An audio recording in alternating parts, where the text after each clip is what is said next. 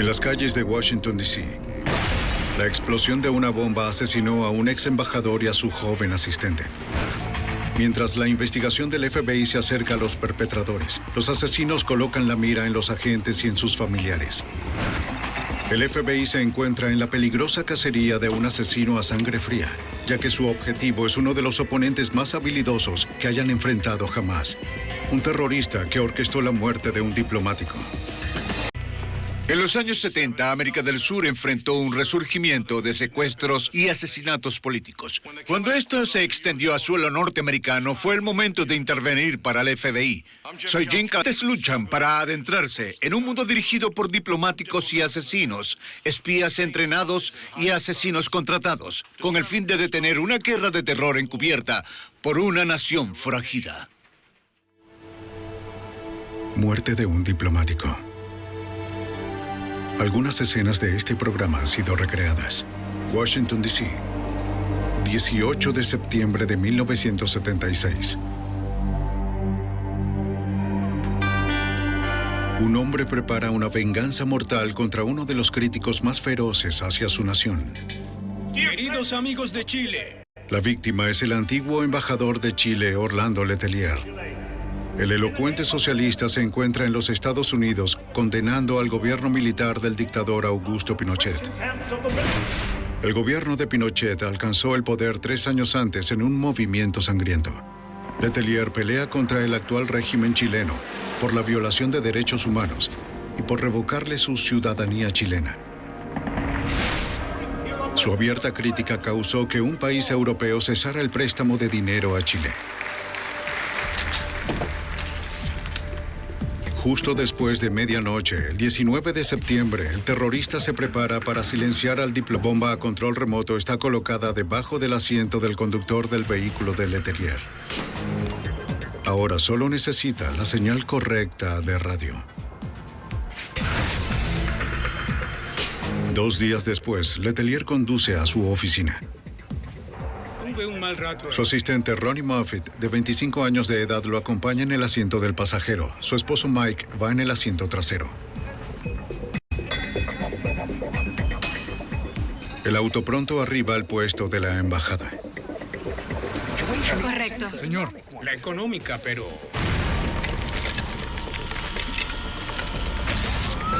La policía encargada de proteger la embajada llama a emergencias y acude en su auxilio.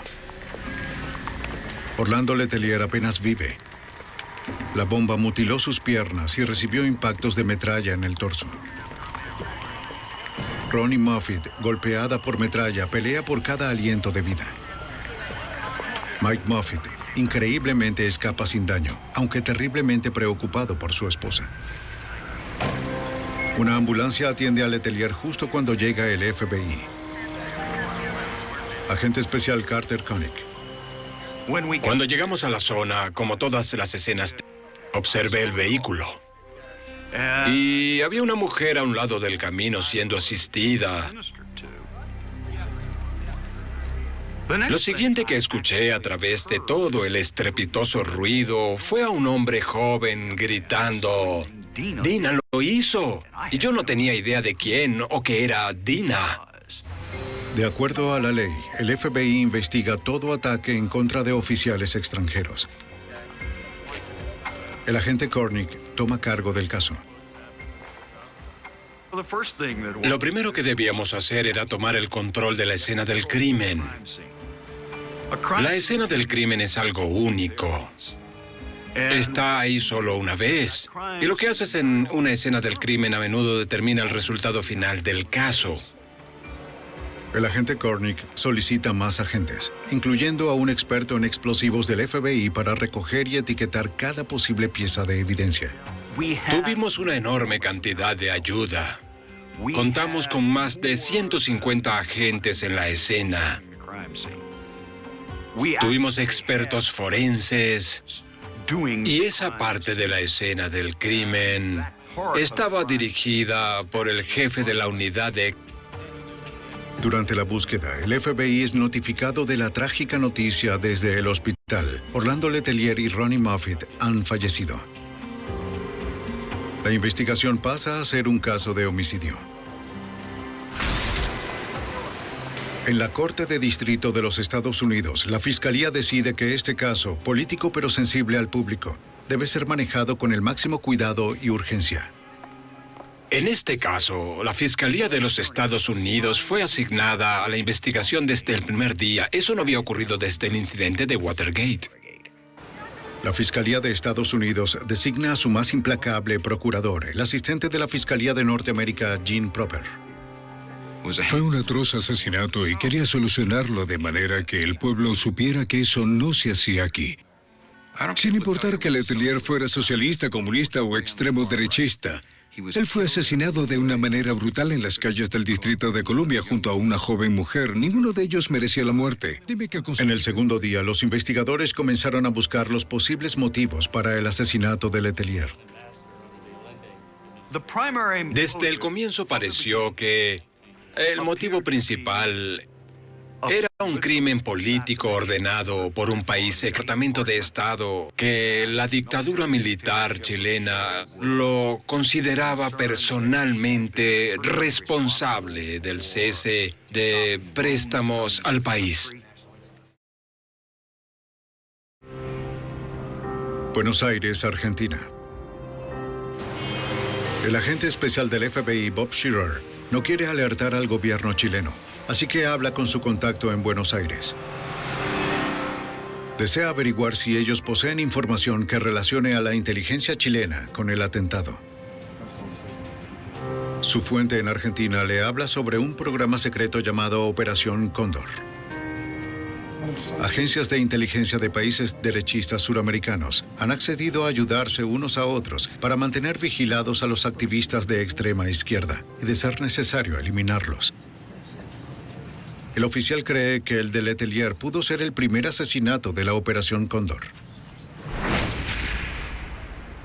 Para mayor información, el FBI recurre al Departamento de Estado y sus expertos en Chile. Necesitamos saber y El experto les indica que Chile necesita desesperadamente el soporte económico norteamericano. internacional, pero En la misma mañana del asesinato, el ministro de Economía de Chile solicitarle al gobierno norteamericano ayuda económica para su país. El experto pone en duda que Chile arriesgara el préstamo por el asesinato de Letelier. Me resultaba difícil creer que un gobierno, por un lado, ordenara el asesinato de este hombre, mientras que por el otro intentara pedir la ayuda de los Estados Unidos. 2 semanas después del asesinato de Letelier, un vuelo comercial desde Barbados a Cuba hace explosión. Las 73 personas a bordo pierden la vida. Luego de la explosión, los cubanos anticastristas del ala derecha se atribuyen orgullosamente el crédito. sí, leí eso en las noticias de la mañana. Debido a la proximidad de los atentados, los investigadores se preguntan si los cubanos anticastristas podrían estar relacionados con el crimen. Letelier era un socialista y admirador de Fidel Castro. Parecía poco probable, pero hasta el momento era la única pista que poseía la agencia. El agente Cornick solicita a los laboratorios del FBI comparar la bomba de Letelier con bombas del pasado de los terroristas cubanos anticastristas. Los técnicos tienen poco con lo que trabajar, debido a que la explosión destruyó la mayoría de los pocos restos. Determinan que la bomba no se compara con nada antes visto. Agente especial del FBI Larry Wack. El laboratorio nos dice básicamente que la bomba de Letelier no coincide con ninguna bomba de los derechistas cubanos que hayan examinado anteriormente. No, era algo que quisieras oír. Es lo último que quieres escuchar al que no tengas una coincidencia. Pero debido al historial de asesinatos de los derechistas cubanos, los investigadores no pueden descartarlos por completo. Intentábamos mantener la mente abierta. Quizás había un nuevo terrorista del cual no teníamos conocimiento. Al encontrarse en un callejón sin salida, los investigadores crearon una línea directa para solicitar información alrededor del mundo. Miles de pistas, literalmente miles de pistas llegaron vía telefónica. Un 1-800 especial fue establecido para manejar las pistas. Teníamos pistas desde Europa y pistas particularmente de América Latina.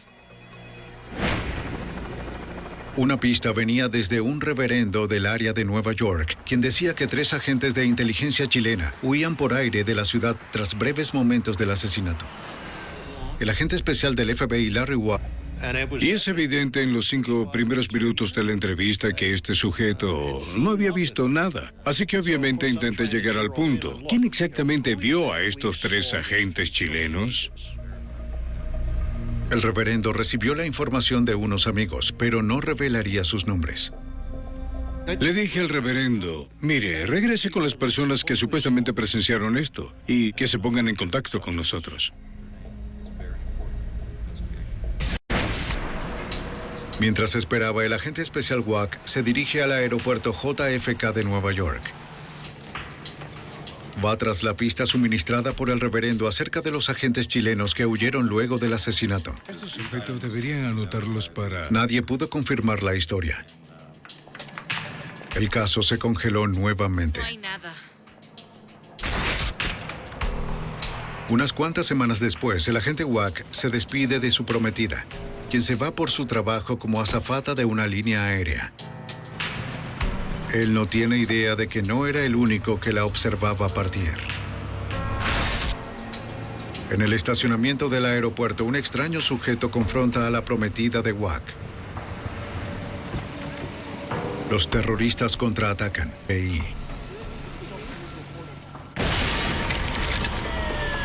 Una autobomba en Washington, D.C. asesina al ex embajador chileno Orlando Letelier y a su asistente. Mientras el FBI comienza a investigar el asesinato, la prometida del agente Larry Wack es amenazada. La asustada azafata llama al agente Wack. Estaba completamente consternado de que algo como esto ocurriera. Que quien quiera que fuera no tuviera las agallas de venir por mí. Tenían que ir por ella. El agente Wack piensa que debe haber entrevistado a alguien implicado en el asesinato. No sabía qué habíamos hecho, pero habíamos tocado algún nervio y ahora debíamos volver y reexaminar lo que habíamos hecho y yo particularmente qué había hecho, con quién había estado hablando y ver de dónde venía esta amenaza. La prometida del agente Wack ayuda a crear un dibujo del sujeto que la amenazó. Agentes muestran el bosquejo a inmigrantes chilenos en Nueva York, intentando que alguien reconociera al sujeto. Pero nadie parece reconocerlo. Después del bombardeo, Se dijo claramente en Townsend... el asistente a la Fiscalía de los Estados Unidos, Jim Proper, y el agente especial Carter Kornick reciben una posible pista. El Departamento de Estado provee fotos de 2 oficiales de inteligencia chilenos sospechosos, cuyos nombres verdaderos son desconocidos. Un mes después del asesinato de Letelier, en la embajada norteamericana en Paraguay, 2 chilenos solicitaron visas para lo que eran obviamente pasaportes falsos. Uno de los individuos no tenía aspecto chileno, y ambos admitieron abiertamente ser agentes de inteligencia. Podemos obtener... Ellos dicen necesitar las visas para asistir a una reunión con la CIA en Washington, D.C. Pues necesito ver sus pasaportes. El embajador decide tomar la inusual precaución de fotografiar los pasaportes. Gracias. Tan pronto la CIA niega el conocimiento de los 2 agentes, el embajador cancela las visas. ¿Qué sabes sobre estos? Los investigadores creen que las fotos los relacionan con su caso. El agente especial del FBI, Carter Kornick. Teníamos estas 2 fotografías, pero no sabíamos quiénes eran. Si lográbamos identificar a estas personas, eran sospechosos. Podríamos avanzar en... Unos días después, los investigadores recibieron una pista que apuntaba a Cuba. Un diario venezolano publica una historia declarando que los derechistas extremos cubanos instalados en Estados Unidos habían asesinado a Letelier. Nombra como principales sospechosos a los hermanos Ayala de Nueva Jersey. Los investigadores conocen muy bien a Enrique y Sánchez Ayala. Enrique... Ellos son miembros fundadores de un violento grupo anticastrista llamado Movimiento Nacionalista Cubano.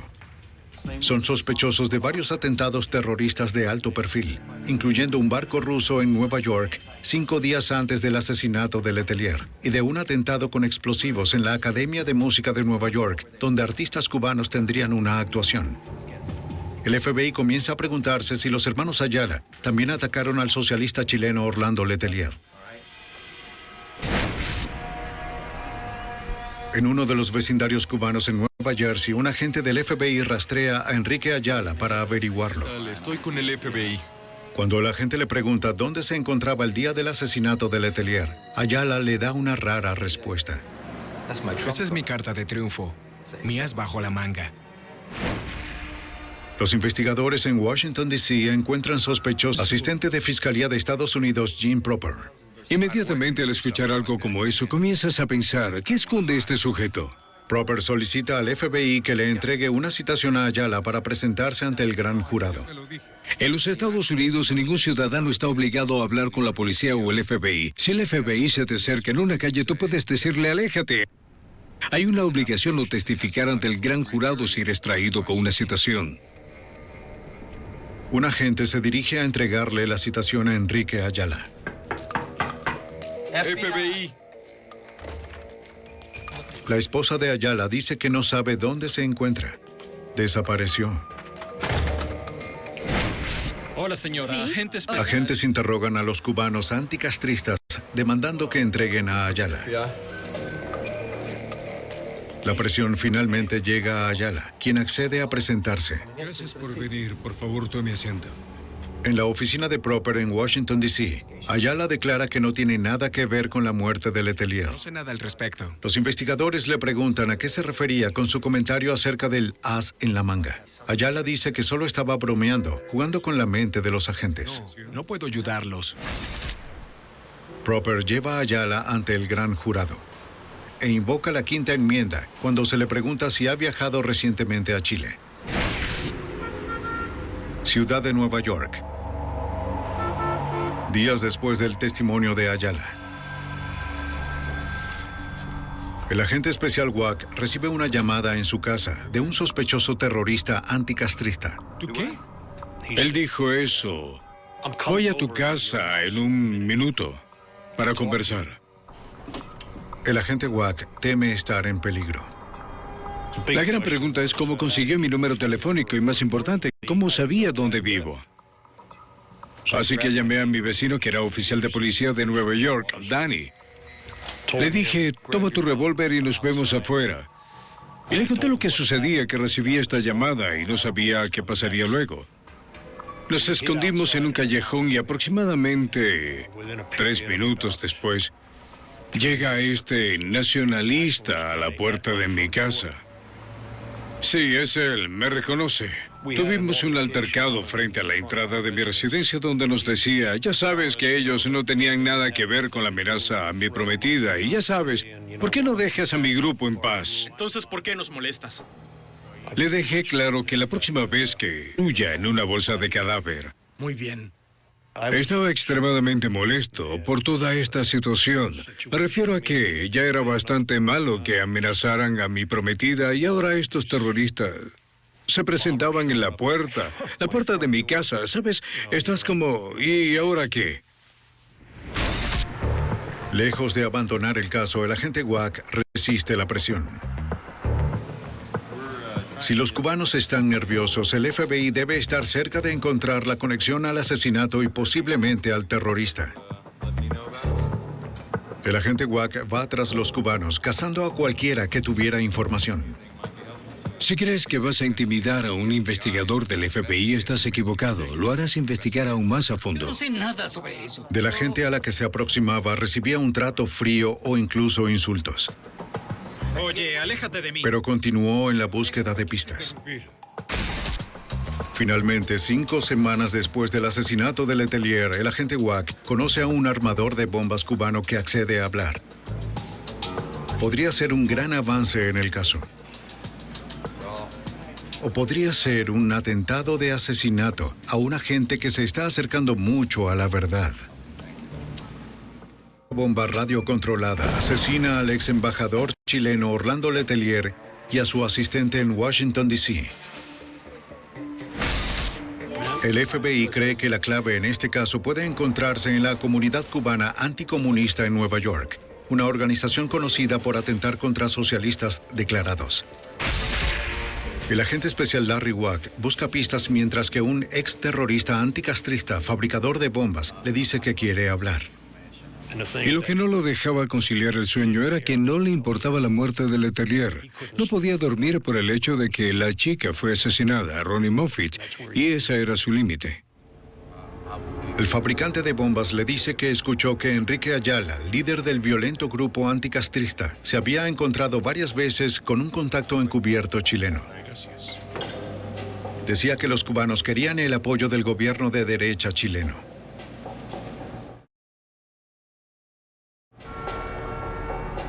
El agente Wack usa esa información para interrogar a otros informantes.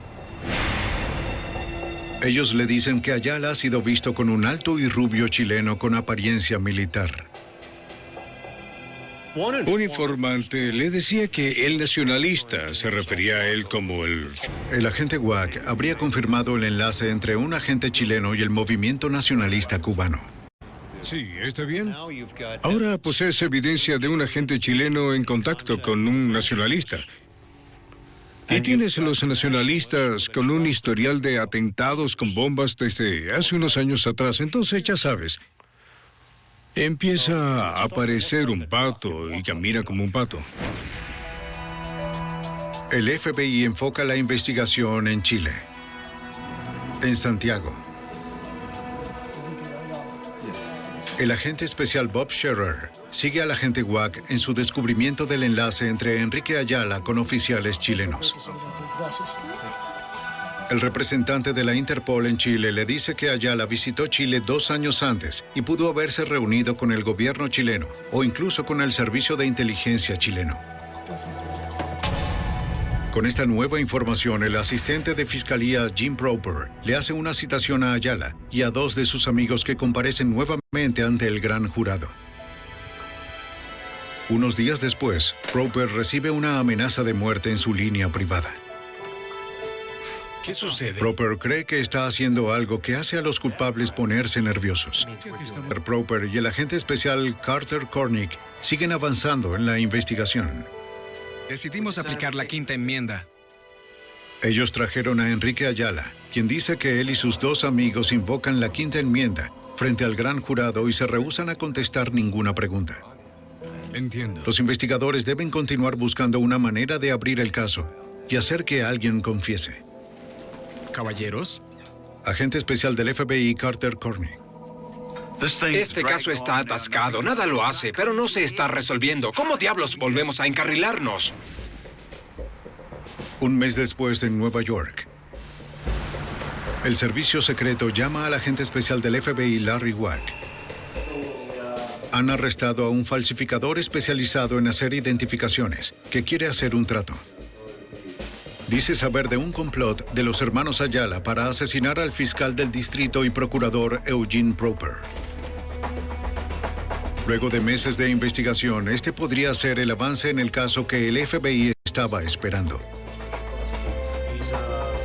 El avance que finalmente los lleve a los terroristas. En Washington, D.C., una bomba radiocontrolada asesina a un izquierdista. En Nueva York, 8 meses después del asesinato, un falsificador contacta con el FBI. Provee identidades falsas a un grupo anticomunista cubano sospechoso del atentado. El falsificador dice tener información interna y quiere hacer un trato con el agente especial del FBI, Larry Wack. FBI, necesito que me digas... Él expone la situación de estar en proceso de hacer falsas identidades, pasaportes y otros documentos para algunos sujetos en el movimiento nacionalista. ¿Sabes? Tu primera suposición es, estos sujetos se preparan para huir, se ocultarán. ¿Sabes dónde encontrarlos? El falsificador dice que los nacionalistas cubanos le contaron que si su líder Enrique Ayala iba a prisión, ellos asesinarían al fiscal general y asistente a la fiscalía Gene Proper, procurador del caso. ¿qué opinas? El agente Wack se ofrece a hablar con el servicio secreto en beneficio del falsificador. Se ofrece información sobre Enrique Ayala y su hermano Sánchez. Muy bien, ¿estás dispuesto con... El falsificador accede renuentemente. Dice que debe encontrarse pronto con Sánchez Ayala para entregar la falsa identidad. La noche del encuentro, el falsificador llega, portando la falsa identidad oculta en una revista. Pudimos corroborar mucho de lo que nos había contado sin que él se enterara. Al ver a Ayala salir del restaurante con la misma revista, el FBI supo que su informante estaba diciendo la verdad acerca de trabajar con los Ayala. Quizás los Ayala podrían dirigirlos a su contacto chileno. Proper cita de nuevo a Ayala a la corte, pero no aparece. Los agentes del FBI no pueden ubicarlo en ninguna parte. Se convirtió en fugitivo.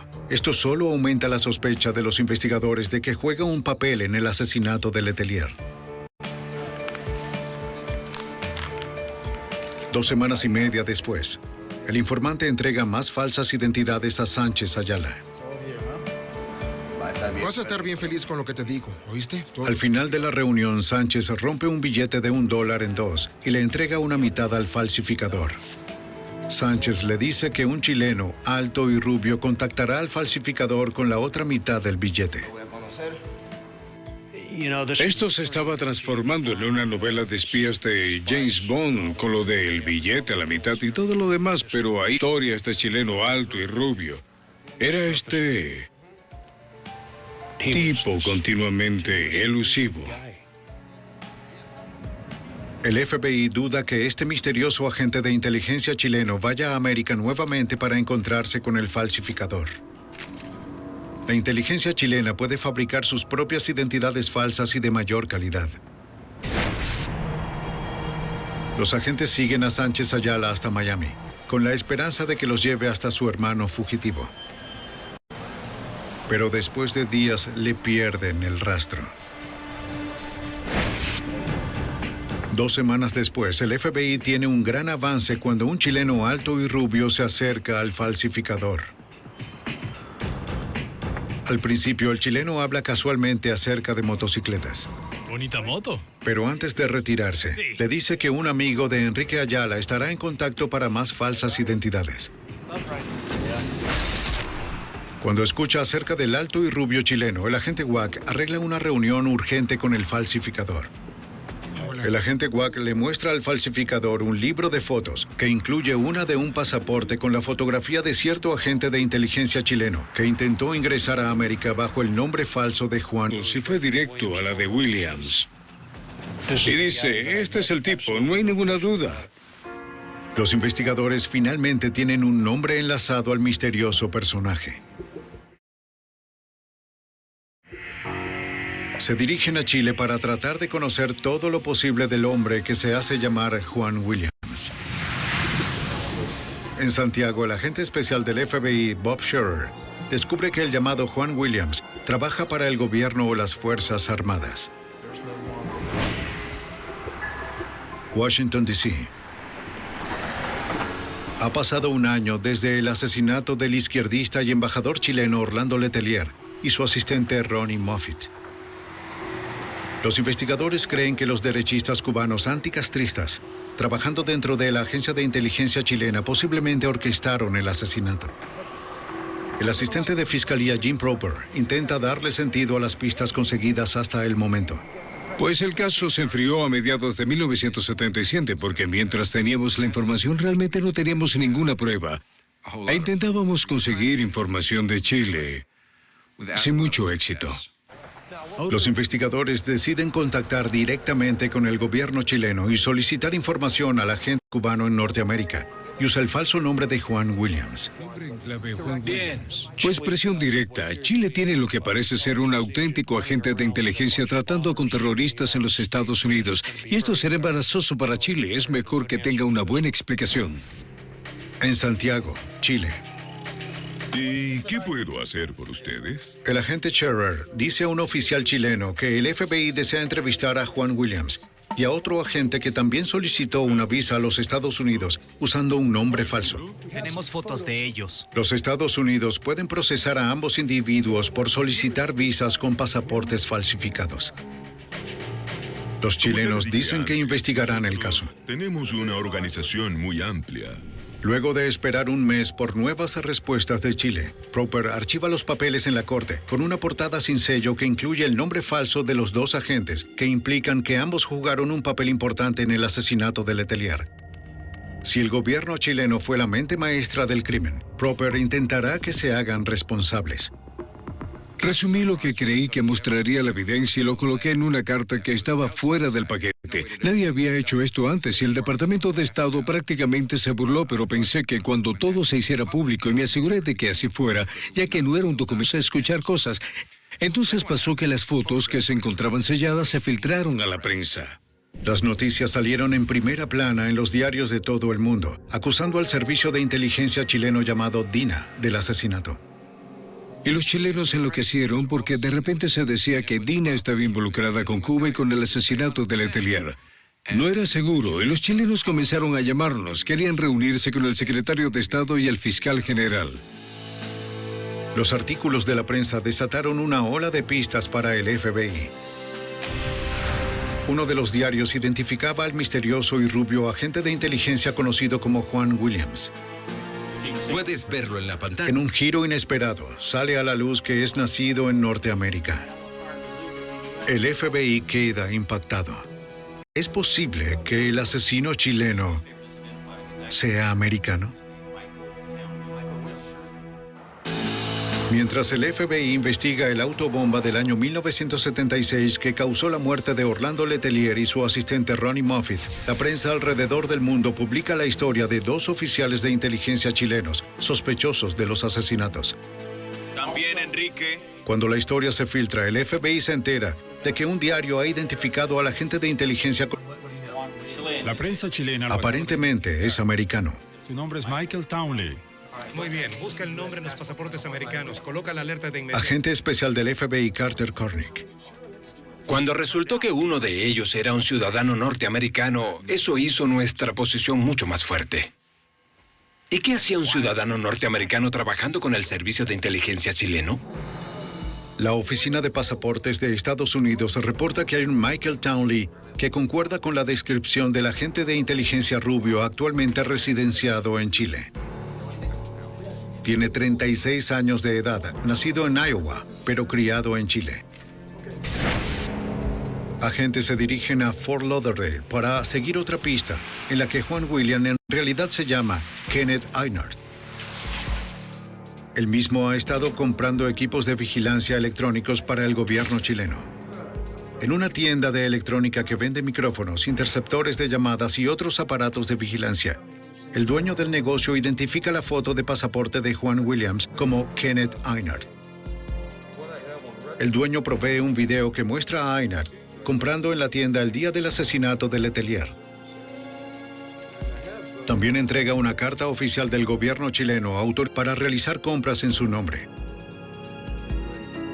El FBI ahora sospecha que Kenneth Einert es un alias para Michael Townley y que el gobierno chileno está de alguna manera involucrado en el asesinato. Ahora el FBI tenía a su primer sospechoso sólido en el caso. Al día siguiente en Nueva York, el agente especial Larry Wack se reúne con el falsificador convertido en informante. Él ha estado vigilando a un grupo de nacionalistas anticomunistas cubanos que el FBI sospecha que trabajan con el gobierno chileno. El agente Wack desea saber cómo están respondiendo a la noticia de que el FBI conoce la identidad de su contacto chileno Michael Townley. Todo el mundo en la comunidad exiliada nacionalista y todos los demás estaban en retirada. Fue como, el gato está fuera de la bolsa. Ya saben quién es. Y era momento de huir. El agente Wack presiona al falsificador para pactar una reunión con un nacionalista cubano claramente sospechoso antes de su huida. Le dije al falsificador, solo dile sin rodeos que yo vine a verte. Averigüé que estabas reuniéndote con los nacionalistas nuevamente y que te visité para entregarte una... El plan funciona y el falsificador se reúne con el sospechoso para pedirle consejo. Te pidieron que testificaras. El sospechoso le dice que invoque la Quinta Enmienda y no diga nada. el falsificador sigue preguntando el por qué. Porque nosotros lo hicimos. Nosotros lo hicimos. Habla del Letelier, lo hicimos. Lo sabemos, ellos lo saben. Déjalos que lo prueben. Es exactamente lo que queríamos. El FBI tenía la declaración de un informante de que un nacionalista confesaba. Pero aún necesitaban evidencias físicas que enlazaran a los cubanos con Michael Townley. No podíamos conectarlo al asesinato. No teníamos evidencia que lo conectara, pero ciertamente estábamos seguros porque él era el chileno rubio que estaba negociando con el movimiento nacionalista cubano, que internamente había confesado estar envueltos en el asesinato de Letelier. Y escapaban de nosotros. El asistente de fiscalía Jim Proper y el agente especial del FBI Carter Cornick intentan conectar las evidencias. Una cosa es tener una fuente en la que puedes confiar o no al 100% de lo que te diga. Otra cosa es tener, ¿sabes?, pruebas definitivas. Los investigadores necesitan desesperadamente a alguien que coopere y confiese lo sucedido. Tenían que encontrarlo. Muy bien. El siguiente paso era ir a Chile. E intentar, de alguna manera, forzar al gobierno de Chile para que cooperara en la investigación. El hecho es que estos dos sujetos habían solicitado pasaportes falsos para ingresar a los Estados Unidos una semana antes del asesinato. Era de real interés para nosotros. Durante las siguientes 2 semanas, Proper y el gobierno de Estados Unidos ejercieron mucha presión a Chile. Proper redactó cartas oficiales a través de la Corte Mundial, solicitando la oportunidad de hablar con Townley. Lo llevé al juez principal en Washington y firmó los documentos. Me preguntó cómo iba el caso. Nunca olvidaré esto. Él dijo, ¿cómo va el caso? Le contesté, es un caso difícil, juez. Es bastante difícil. Él dijo, ya sé eso. Él dice, pero Dios hace que las personas que hacen estas cosas también cometan errores. Para encontrar los errores, Proper debía capturar a Townley. Pero el procurador aún Y el gobierno chileno dijo, esto hará que el gobierno chileno caiga. No podemos entregar a un oficial de inteligencia. Nosotros dijimos, él es norteamericano, cometió un crimen en Norteamérica, lo queremos a él. No nos permitían acceso a personas a las cuales necesitábamos acceder, miembros del servicio de inteligencia chileno. Pero al mismo tiempo, otros oficiales chilenos cooperaban con nosotros en la clandestinidad. Tras bambalinas, el gobierno de Pinochet cerraba en secreto un trato con los Estados Unidos. Ellos entregarían a Townley si los Estados Unidos prometían no usar su testimonio contra Chile. Estados Unidos accedió. Al día siguiente, la policía chilena sacaba a dar una vuelta a Michael Townley. Él confiaba en la protección del servicio de inteligencia, incluso en que lo recompensarían con unas largas vacaciones en un lugar remoto. Por favor, lléveme fuera de aquí, ¿sí? Él no tenía idea de lo que le esperaba. Fuera de aquí. De vacaciones, ¿eh? Agentes de inteligencia chilenos y el sospechoso del atentado con bomba Michael Townley creen que se embarcan en unas vacaciones. Pero agentes del FBI los esperan en el aeropuerto para que las autoridades lo entreguen. Había un vuelo de Air Ecuadorian saliendo de Chile a Nueva York. Y el avión fue retenido por el gobierno chileno en la pista hasta nuestra llegada. Townley fue entregado a nuestra custodia. Salga del auto. Estaba desorientado. Estaba asustado. No podía creer que el gobierno de Chile lo traicionara. Durante el vuelo, Townley se niega a hablar sin un abogado presente. Una vez en Estados Unidos, el FBI retiene a Townley en la base naval en Quantico, Virginia. Es sospechoso de asesinar a un diplomático chileno y aliarse con la extrema derecha cubana para que lo ayudara. Pero el único cargo real en su contra era el de utilizar un pasaporte falso. Townley se reúne con su abogado, mientras que el asistente de Fiscalía de los Estados Unidos, Jim Proper, prepara las negociaciones. Y Va a ser muy difícil, ya que en realidad no teníamos un caso de asesinato contra él. Aún no teníamos ningún caso contra Michael Townley, excepto el caso de violación del pasaporte. Miami, Florida. Oye, Pero cuando una alerta de la policía de Miami aparece, uno de los hombres conectados a Townley en el homicidio, el líder nacionalista cubano Enrique Ayala. es Enrique Ayala, ¿cierto? No, señor. Por favor, retire sus gafas. Señor, ¿me muestra su identificación? Seguro que sí. El agente Kornick y el procurador Proper usan el arresto de Ayala y de otros nacionalistas sospechosos para presionar a Townley. Enrique Ayala está bajo arresto. Fuimos con Townley y su abogado. Le dije, el tiempo se acaba.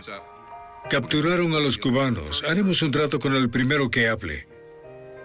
Sabíamos que los cubanos nunca hablarían, pero eso no lo sabían Townley y sus abogados. Townley debía creer que sabíamos lo que había pasado. Lo aislamos y lo trajimos a Estados Unidos. Debía pensar que teníamos más información de lo que él creía. Pero todo lo que teníamos sobre Michael Townley era la violación del pasaporte y conocimiento de que se reunía con los cubanos, pero a menos de que los cubanos o él hablaran, no teníamos un caso sólido sobre nadie. Luego de horas de negociación, Townley accede a cooperar a cambio de una sentencia de 10 años.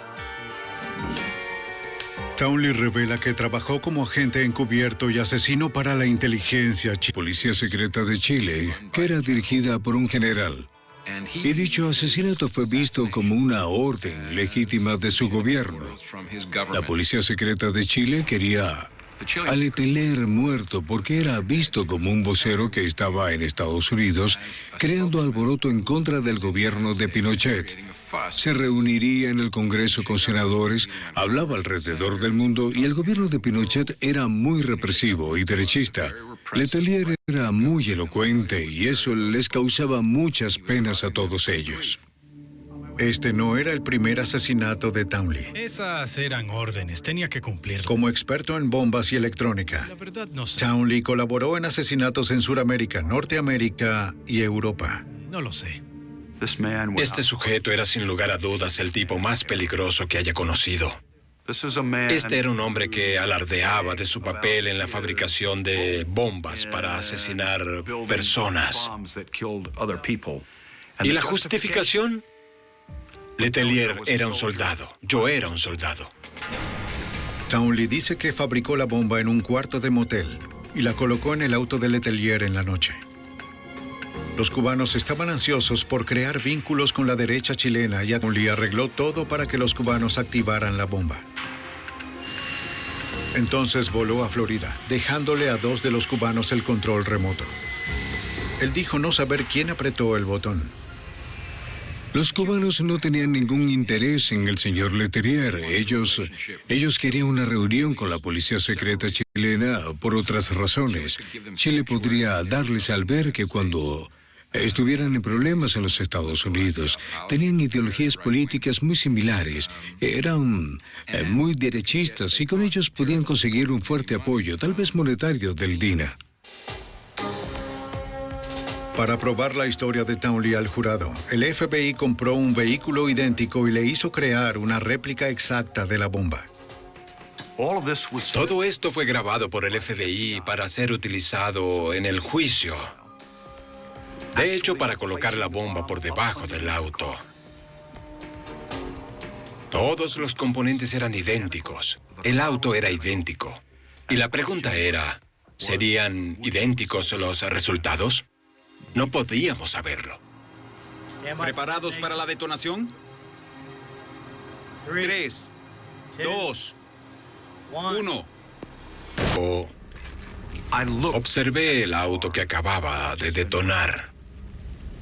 Era el mismo auto que había visto 2 años atrás en la escena del crimen. No podía creerlo. Giré a observar a Mike Townley. Su rostro palideció. Él giró a verme y dijo, me gustaría retirarme. Ordené a 2 de los agentes llevarlo de vuelta al auto. Townley era alguien que había estado involucrado en varios asesinatos, pero nunca los había presenciado, siempre los hacía a distancia. Él nunca observó a las víctimas. Él era un soldado, le decían que asesinara a alguien. Él colocaba una bomba en algún lugar, él hacía algo, pero nunca estaba cerca. Y cuando presenció el efecto que causaba, aparentemente se vio afectado. 2 años y medio después del asesinato de Letelier, los hermanos Ayala y asociados fueron a juicio. La foto de ambas detonaciones fue la evidencia definitiva. El parecido era notable. Al final de 7 semanas de juicio, el jurado deliberó, vio las 2 piezas de vehículos. 1 hora después, resultaron culpables de manera unánime. La corte sentencia a Enrique y Sánchez Ayala por complot de asesinato. Pero en un nuevo juicio sus condenas son revocadas por un fallo técnico. Durante los siguientes 20 años, otros 2 nacionalistas anticastristas y 3 oficiales chilenos terminan en prisión por el asesinato de Letelier. El agente del FBI Carter Cornick considera el asesinato como un trágico malentendido. Primero por lo que había logrado, que era hacer que el gobierno holandés cesara los préstamos a Chile. Y segundo, porque percibieron que era una amenaza, lo que en realidad no era.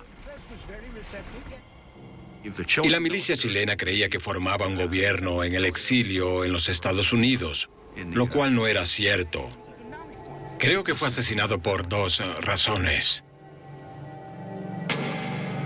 Documentos descubiertos luego de la caída del dictador chileno Augusto Pinochet confirmarían que el gobierno chileno ordenó el asesinato de Letelier. La búsqueda implacable de los asesinos por parte del FBI solucionó un caso difícil y colocó... Creo que envía un mensaje a otros gobiernos que, considerando las sanciones extraterritoriales,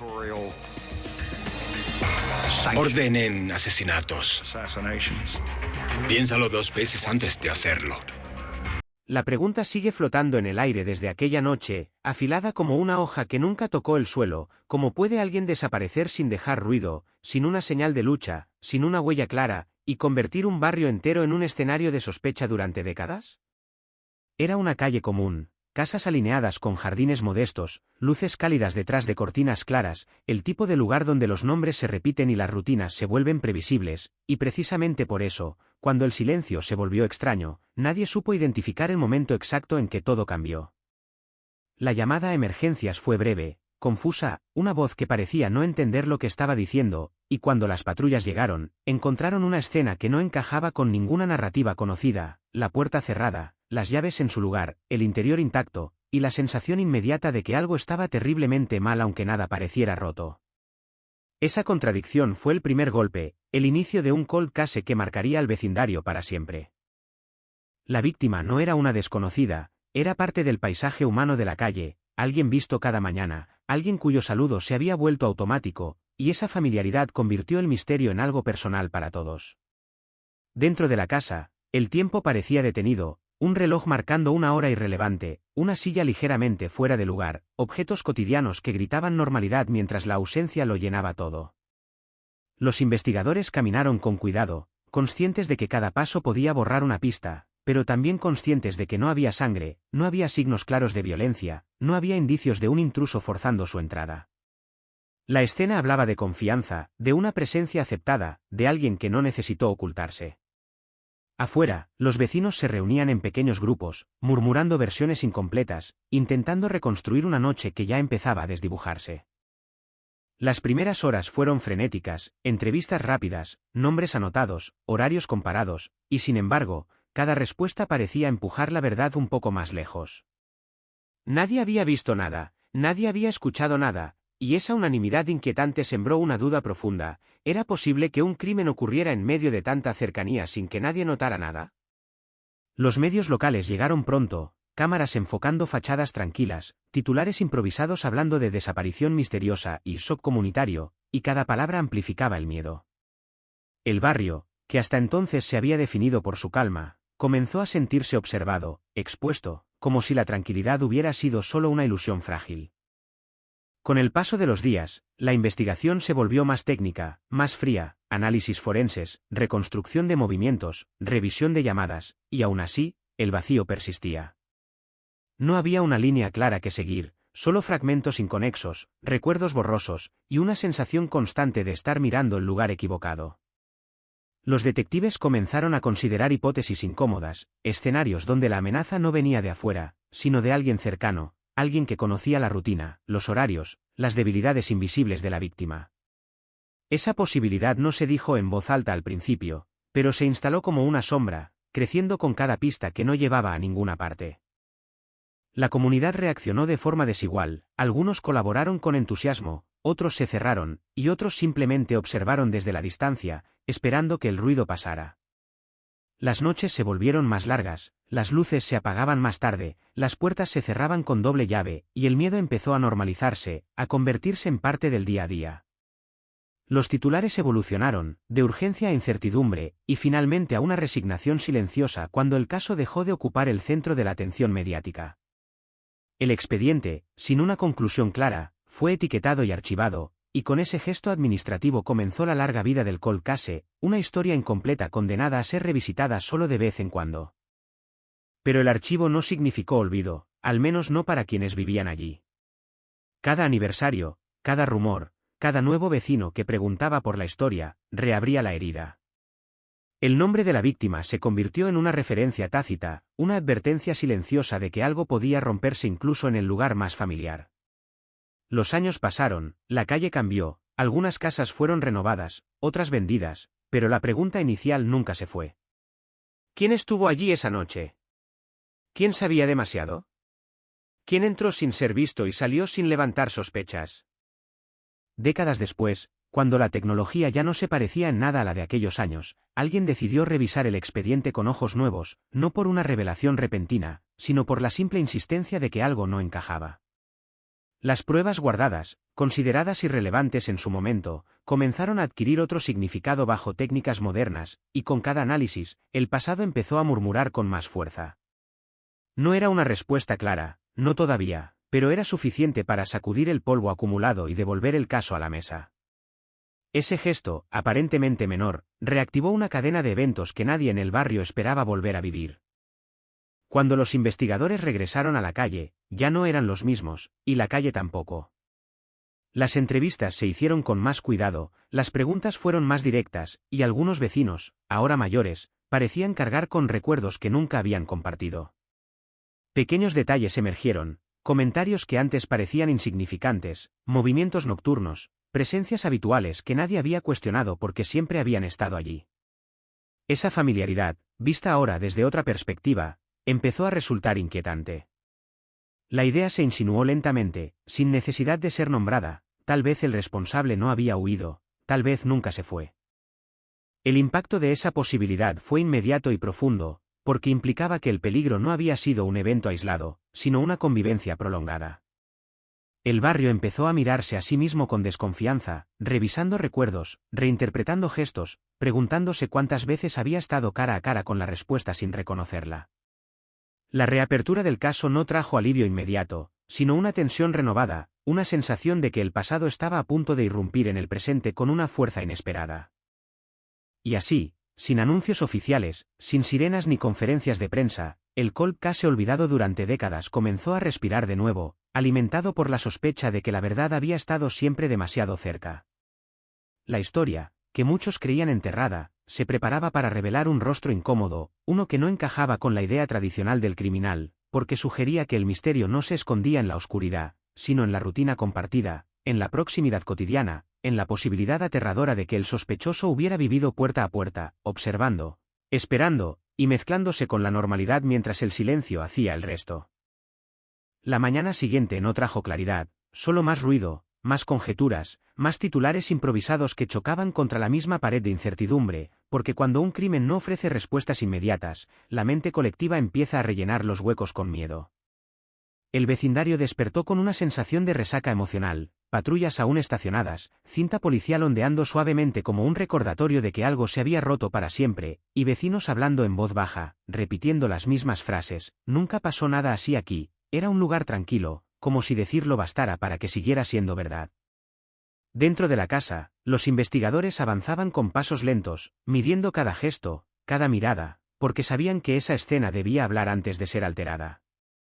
El aire olía a polvo y a café frío, una mezcla absurda que convertía la rutina doméstica en algo profundamente inquietante, y mientras fotografiaban cada rincón, la sensación dominante no era violencia, sino una calma extraña, casi deliberada.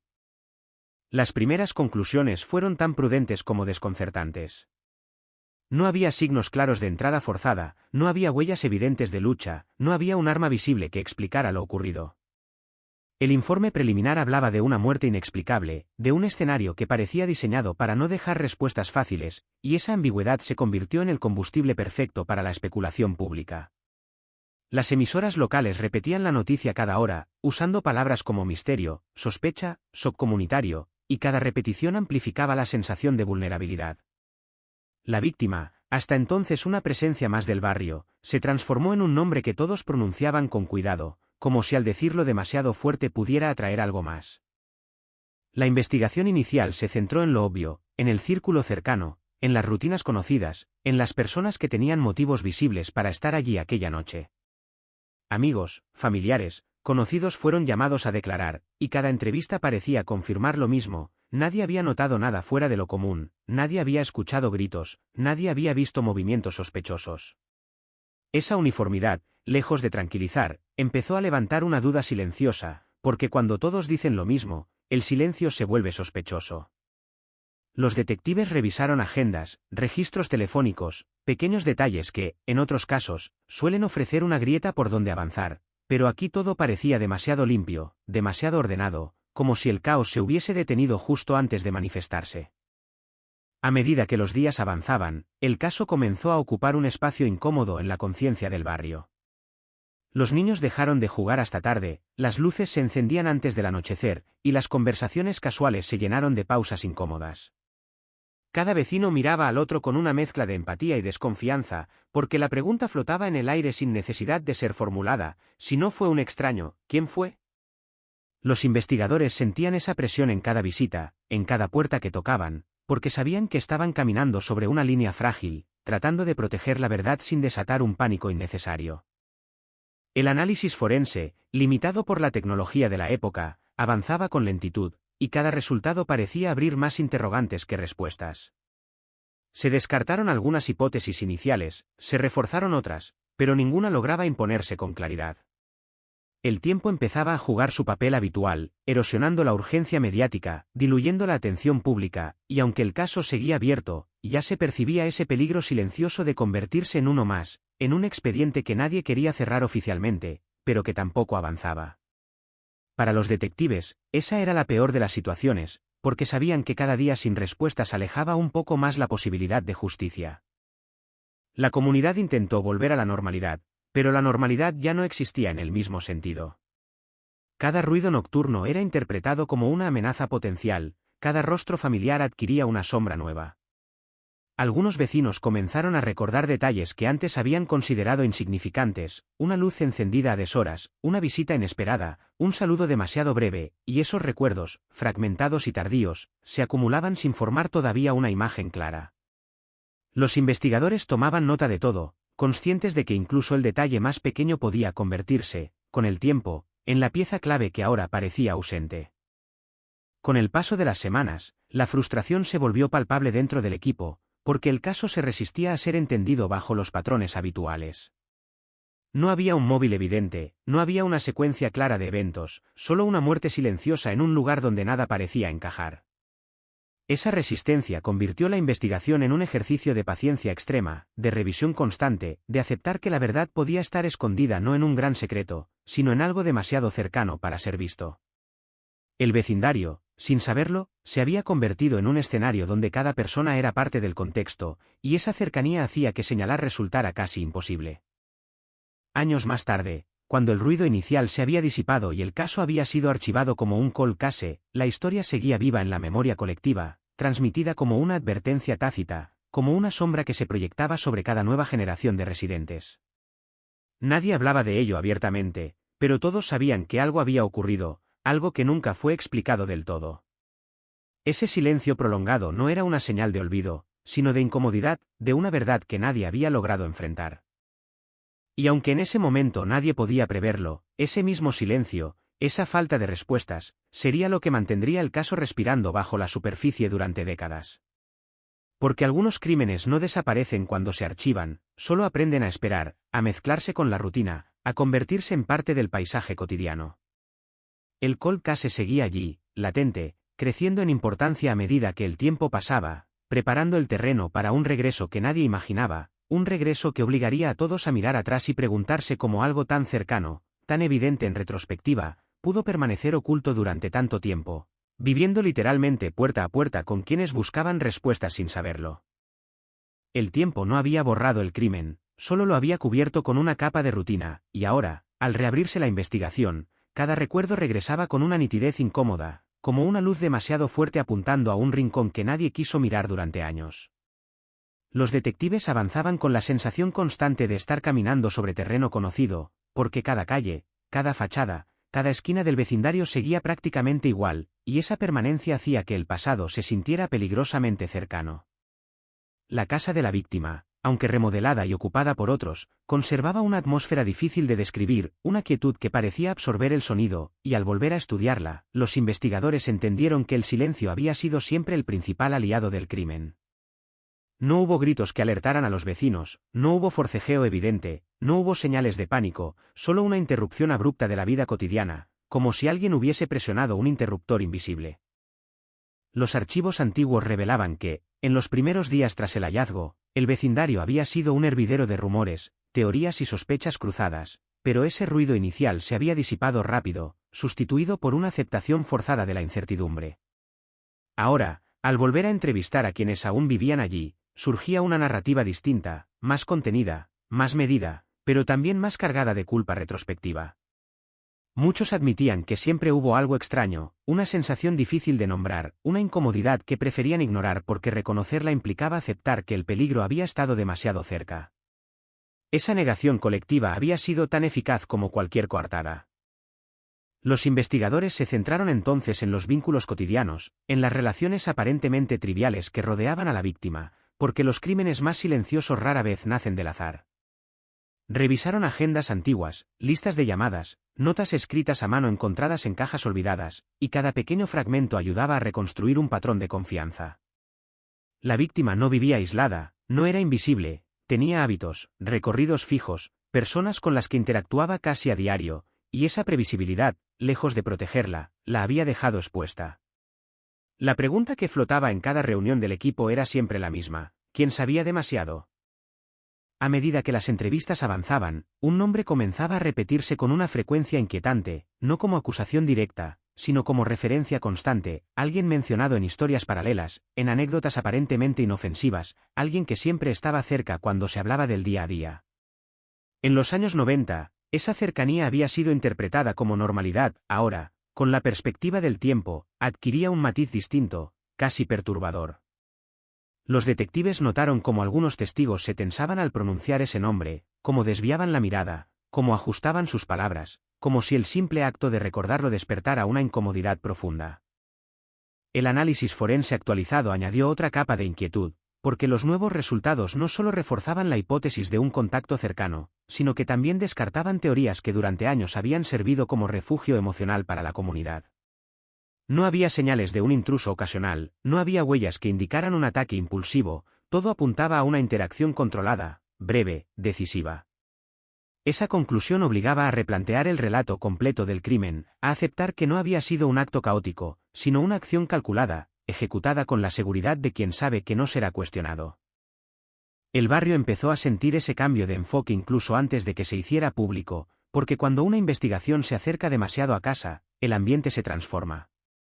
Las conversaciones se volvían más cortas, los encuentros más incómodos, y algunos vecinos comenzaron a revisar mentalmente escenas pasadas, buscando señales que en su momento no supieron interpretar.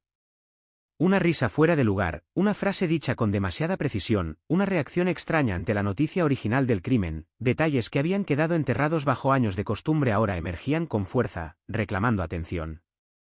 Los detectives, conscientes del impacto potencial, avanzaban con cautela extrema, porque sabían que estaban caminando sobre una línea delicada entre la búsqueda de la verdad y la ruptura definitiva de la confianza comunitaria. Cada paso debía estar respaldado por pruebas sólidas, porque señalar a alguien tan integrado implicaba un nivel de responsabilidad enorme. No bastaba con sospechar, había que demostrar, reconstruir, explicar cómo ese crimen había podido pasar desapercibido durante tanto tiempo. Esa explicación era tan importante como la resolución misma, porque sin ella, el caso corría el riesgo de convertirse en una herida abierta imposible de cerrar. Mientras tanto, la figura central continuaba con su vida cotidiana, y esa normalidad persistente era, para los investigadores, una confirmación inquietante. No había huidas, no había cambios bruscos de comportamiento, no había intentos visibles de distanciarse del pasado. Esa calma, lejos de tranquilizar, sugería una confianza profunda en el silencio acumulado, en la idea de que el tiempo había hecho su trabajo. Observar esa rutina era como ver una historia paralela desarrollarse a la vista de todos, una historia que había coexistido con el crimen sin ser cuestionada. La presión aumentaba a medida que las piezas encajaban, y dentro del equipo se hablaba cada vez menos y se escuchaba cada vez más, conscientes de que cualquier filtración prematura podía alertar al sospechoso.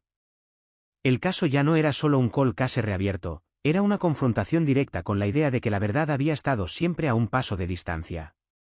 Cada documento revisado, cada testimonio actualizado, cada resultado de laboratorio reforzaba esa sensación de cercanía inquietante. Cuando finalmente se tomó la decisión de avanzar hacia un interrogatorio más directo, el ambiente se cargó de una tensión casi física, porque ese encuentro representaba el primer choque real entre el relato construido durante décadas y la posibilidad de desmoronarlo. No se buscaba una confesión inmediata, sino observar, medir, detectar fisuras en una historia que había sido repetida durante años sin oposición. El interrogatorio se desarrolló con una calma estudiada, preguntas aparentemente simples, referencias cruzadas, silencios estratégicos, y aunque no hubo una admisión explícita, hubo algo más revelador, una incomodidad palpable, una necesidad constante de controlar la narrativa, de corregir detalles que nadie había cuestionado. Al salir de esa sala, los detectives supieron que el caso había entrado en una fase irreversible, porque ya no se trataba de hipótesis dispersas, sino de una construcción sólida que apuntaba en una sola dirección. El pasado, que durante décadas había sido una sombra difusa, empezaba a tomar forma concreta, y esa forma resultaba aterradora por su cercanía. El crimen olvidado ya no pertenecía solo a los archivos, estaba vivo en la memoria del barrio, respirando en cada calle, recordando a todos que el silencio prolongado no borra la verdad, solo la hace esperar, paciente, hasta que alguien decide escucharla de verdad. La investigación entró en una fase más densa, más silenciosa, cuando los hilos que parecían dispersos comenzaron a tensarse al mismo tiempo, como si alguien hubiese estado sosteniéndolos desde el principio, esperando el momento exacto para tirar de ellos. Los detectives ya no buscaban grandes revelaciones, porque entendieron que este caso no se rompería con un golpe espectacular, sino con la acumulación lenta y obsesiva de detalles que durante años habían sido ignorados por parecer demasiado comunes. Cada informe antiguo, cada fotografía tomada con cámaras analógicas, cada nota escrita a mano con prisa en la madrugada adquirió un peso nuevo, una gravedad distinta, y al observarlos bajo la luz fría del presente, el pasado empezó a hablar con una claridad inquietante. El vecindario, visto ahora con ojos entrenados, dejó de parecer un escenario inocente y se transformó en un tablero donde cada movimiento había tenido consecuencias. Las distancias entre casas, los ángulos muertos, los horarios compartidos, todo componía una coreografía que nadie había querido ver porque implicaba aceptar que el peligro no llegó desde afuera. La idea era tan perturbadora que, durante décadas, la mente colectiva la rechazó de forma automática. Nadie quería creer que el crimen se había gestado entre saludos cotidianos y conversaciones triviales, que la puerta no se abrió por fuerza sino por confianza. Sin embargo, esa misma confianza explicaba la ausencia de lucha, el silencio, la facilidad con la que todo ocurrió. Los investigadores comenzaron a reconstruir las últimas semanas de la víctima con una precisión casi obsesiva, no solo sus movimientos, sino los cambios mínimos en su comportamiento, pequeñas alteraciones que en su momento nadie consideró relevantes. Un trayecto modificado, una llamada cancelada, una conversación interrumpida, señales sutiles que ahora se alineaban con una narrativa más oscura. La víctima había notado algo, quizá no con claridad, quizá solo como una incomodidad difusa, pero lo suficiente como para alterar su rutina. Esa incomodidad no fue compartida a tiempo, no se transformó en una alerta, y el silencio que la rodeó se convirtió en un aliado involuntario del crimen. El análisis de testimonios antiguos reveló contradicciones que antes habían sido atribuidas al estrés o al paso del tiempo, pero que ahora parecían demasiado consistentes para ser casuales. Algunos vecinos recordaban sonidos vagos, otros luces encendidas a horas extrañas, otros simplemente una sensación de que algo no encajaba, pero ninguno de esos elementos fue suficiente por sí solo. En los 90, la investigación se enfrentó a límites técnicos y a una presión social que exigía respuestas rápidas, y cuando esas respuestas no llegaron, el caso se enfrió. El archivo se cerró sin resolverse, y el barrio aprendió a convivir con esa herida abierta, maquillándola con el paso de los años. Ahora, décadas después, el regreso de los detectives removió ese maquillaje y dejó al descubierto la cicatriz. Las entrevistas actuales no buscaban acusaciones directas, sino matices, reacciones, la forma en que los recuerdos se reorganizan cuando el contexto cambia. Algunos vecinos se mostraron aliviados de poder hablar, otros incómodos, otros defensivos, y esa variedad emocional fue tan reveladora como cualquier dato concreto. Porque cuando la verdad se acerca, el cuerpo suele reaccionar antes que las palabras. Los investigadores lo sabían y observaban en silencio, anotando gestos mínimos, pausas largas, miradas que evitaban sostenerse. La figura del sospechoso, aunque aún no expuesta públicamente, empezó a adquirir una densidad distinta en el expediente. No era un perfil explosivo, no había antecedentes que gritaran peligro, y justamente por eso había pasado desapercibido. Su vida era una sucesión de rutinas estables, de relaciones superficiales pero constantes, de una presencia que inspiraba confianza por pura familiaridad. Vivir puerta a puerta con la víctima no había sido visto como un factor de riesgo, sino como un detalle irrelevante, una coincidencia más en un vecindario pequeño. Ahora, esa proximidad se volvía central, casi insoportable de ignorar. Los análisis forenses actualizados, aplicados a muestras conservadas durante años, comenzaron a ofrecer respuestas que antes eran imposibles. No eran pruebas espectaculares, no había un rastro único e innegable, sino una serie de coincidencias microscópicas que, juntas, contaban una historia de contacto cercano, de presencia compartida en espacios que deberían haber sido privados. Cada resultado reforzaba la hipótesis de que el crimen no fue improvisado, sino ejecutado por alguien que conocía el entorno, los tiempos, los hábitos. Alguien que sabía exactamente cuándo actuar sin ser visto. La presión emocional del equipo aumentó a medida que la narrativa se consolidaba, porque resolver el caso implicaba algo más que cerrar un expediente. Significaba confrontar a una comunidad con su propia percepción de seguridad, obligarla a aceptar que el peligro había sido cotidiano, ordinario, casi invisible. Esa carga no se tomaba a la ligera. Los detectives discutían no solo estrategias legales, sino el impacto humano de cada decisión, conscientes de que cualquier anuncio público tendría repercusiones profundas y duraderas. La justicia tardía sigue siendo justicia, pero no llega sin consecuencias. En paralelo, los medios comenzaron a oler la historia, aunque aún sin piezas suficientes para publicarla completa. Pequeñas filtraciones, rumores controlados, menciones vagas de un caso reabierto, y el nombre del barrio volvió a aparecer en titulares locales después de años de silencio.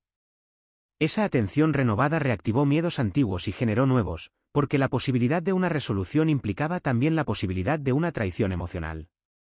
Para muchos, aceptar que el sospechoso había vivido puerta a puerta era más difícil que aceptar el crimen mismo. La figura central, mientras tanto, seguía con su vida, aparentemente ajena al cerco que se estrechaba. Esa normalidad persistente resultaba inquietante para los investigadores, porque confirmaba una de las conclusiones más perturbadoras del caso: el crimen no había dejado huellas visibles en la conducta cotidiana del responsable. No hubo huida, no hubo colapso, no hubo intentos evidentes de borrar el pasado. Permanecer fue su mayor protección, diluirse en la rutina fue su estrategia más efectiva. Esa comprensión añadió una capa de frialdad al expediente, una sensación de cálculo que helaba la sangre. Los detectives comenzaron a preparar el terreno para un movimiento decisivo, conscientes de que el tiempo jugaba un papel ambiguo. Por un lado, había permitido que nuevas tecnologías y perspectivas emergieran, por otro, había desgastado recuerdos y diluido certezas. Cada paso debía ser medido con extrema cautela, porque una acusación prematura podía derrumbar el caso entero. El objetivo no era solo señalar a un culpable, sino hacerlo de una manera que resistiera el escrutinio legal y social. La verdad debía ser sólida, incuestionable, porque el costo de equivocarse sería devastador. A medida que la investigación avanzaba, el barrio empezó a mostrar signos visibles de inquietud.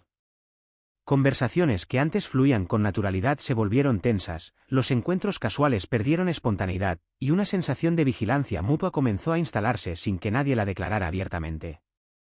La gente miraba de reojo, evaluaba gestos, reinterpretaba recuerdos.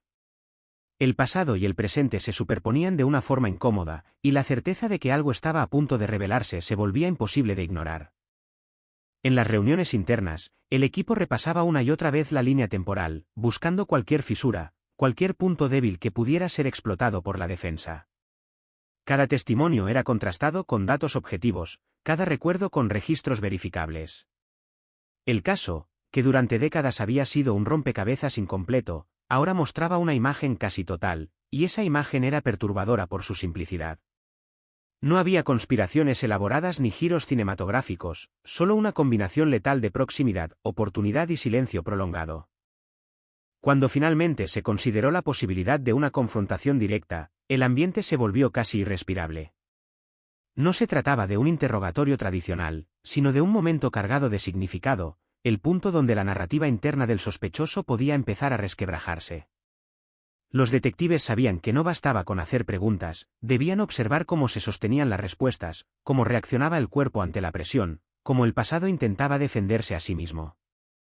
Esa confrontación, aún por venir, se sentía como un temblor previo a un terremoto. Mientras tanto, la familia de la víctima, que durante años había vivido con la incertidumbre como una compañera constante, comenzaba a recibir señales de que algo estaba cambiando. Sin promesas explícitas, sin detalles, pero con una cautela distinta en las palabras de las autoridades. Esa cautela generaba una mezcla dolorosa de esperanza y miedo, porque reabrir la herida significaba arriesgarse a no encontrar el cierre definitivo. Aún así, el simple hecho de que el caso se moviera de nuevo ya era una forma de justicia, un reconocimiento de que el olvido no era una opción. El crimen, que había sido reducido durante años a una referencia vaga, a un susurro incómodo en la memoria colectiva, estaba reclamando su lugar en el presente. Y a medida que la verdad se acercaba, una idea se imponía con fuerza implacable: el tiempo no había borrado las huellas, solo las había cubierto con capas de normalidad.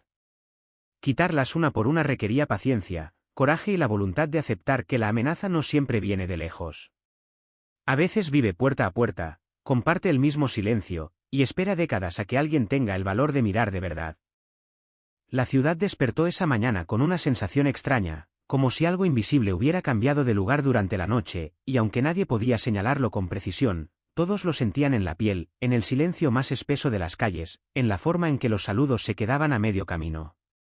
El caso, que durante años había sido apenas un eco lejano, un recuerdo incómodo enterrado bajo capas de rutina, comenzaba a presionar desde dentro, empujando hacia la superficie con una fuerza que ya no podía ignorarse. Dentro de la comisaría, el expediente estaba abierto sobre la mesa principal, no como un archivo más, sino como una presencia dominante, llena de nombres, fechas, fotografías borrosas y notas escritas con prisas hace décadas, cuando nadie imaginaba que aquel crimen volvería a respirar con tanta fuerza. Los investigadores repasaban cada línea con una concentración casi obsesiva, conscientes de que ya no había margen para errores. Cada testimonio antiguo era confrontado con los nuevos, cada detalle mínimo se colocaba en una línea de tiempo que ahora parecía más clara, más cruel en su coherencia. La noche del crimen dejaba de ser un caos difuso para convertirse en una secuencia precisa de momentos, pasos silenciosos, decisiones rápidas tomadas en la intimidad de una casa que nunca debió ser escenario de violencia. La ausencia de forcejeo, la falta de señales evidentes de lucha, todo apuntaba una y otra vez a la misma idea inquietante: la víctima había abierto la puerta sin miedo, había confiado, había permitido la cercanía que terminaría sellando su destino. A medida que el caso avanzaba, los detectives comenzaron a sentir el peso psicológico de la investigación, porque resolver un cold case no es solo una cuestión técnica, es un viaje al pasado que arrastra consigo emociones ajenas, frustraciones acumuladas y la presión de una verdad que llega tarde. Algunos de ellos no trabajaban aún en la fuerza cuando ocurrió el crimen, pero habían crecido escuchando su nombre en voz baja, como una advertencia implícita de que incluso los lugares más tranquilos pueden esconder algo roto. Ahora, Eran ellos quienes debían poner palabras y pruebas a aquello que durante años solo fue un susurro. El barrio, mientras tanto, vivía una transformación silenciosa. Las mismas casas, las mismas veredas, los mismos árboles, pero una percepción distinta. Los vecinos empezaron a recordar detalles que antes no parecían importantes, escenas cotidianas que ahora se cargaban de un significado oscuro. Una conversación nocturna escuchada a través de una pared delgada. Una visita inesperada. Un movimiento fuera de horario que en su momento se justificó con facilidad. La memoria colectiva, activada por el regreso del caso, funcionaba como un rompecabezas tardío, donde cada pieza encajaba con una precisión inquietante. Los investigadores sabían que el sospechoso, ese nombre que ya se repetía con demasiada frecuencia en sus informes, había construido su vida sobre la estabilidad y la repetición. No había huido, no había cambiado de ciudad, no había cometido errores visibles. Permanecer había sido su mayor estrategia. Vivir puerta a puerta con el recuerdo del crimen, mezclarse con quienes lo rodeaban, compartir celebraciones, saludos y rutinas, había diluido la sospecha hasta volverla inexistente. Esa normalidad prolongada era ahora uno de los elementos más perturbadores del caso, porque demostraba que el mal no siempre se esconde en la oscuridad, a veces se camufla en plena luz. La revisión de pruebas físicas, sometidas a técnicas modernas, comenzó a ofrecer resultados que en los años 90 eran impensables. Rastros mínimos, casi invisibles, hablaban de una cercanía que nadie había cuestionado en su momento. No eran pruebas espectaculares, no había un arma humeante, pero juntas formaban un patrón consistente, una narrativa silenciosa que apuntaba siempre en la misma dirección. Cada nuevo informe reforzaba la idea de que el crimen no había sido un acto impulsivo, sino una acción contenida, calculada, diseñada para desaparecer entre la rutina del vecindario. En reuniones internas, el tono se volvía más grave. Ya no se hablaba de hipótesis, sino de escenarios. De cómo presentar el caso. De cómo enfrentar la reacción inevitable de una comunidad que llevaba décadas creyendo que la respuesta estaba en otro lugar, en otro rostro, en otra historia. Los investigadores discutían no solo la solidez legal del expediente, sino el impacto humano de hacerlo público. Sabían que señalar a alguien tan cercano implicaría una ruptura profunda, una sensación de traición colectiva difícil de asimilar. Mientras tanto, el sospechoso continuaba con su vida diaria. Compras rutinarias, paseos breves, conversaciones superficiales.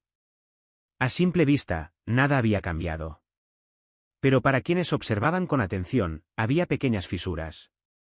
Una tensión apenas perceptible cuando se mencionaba el pasado. Un control excesivo del discurso.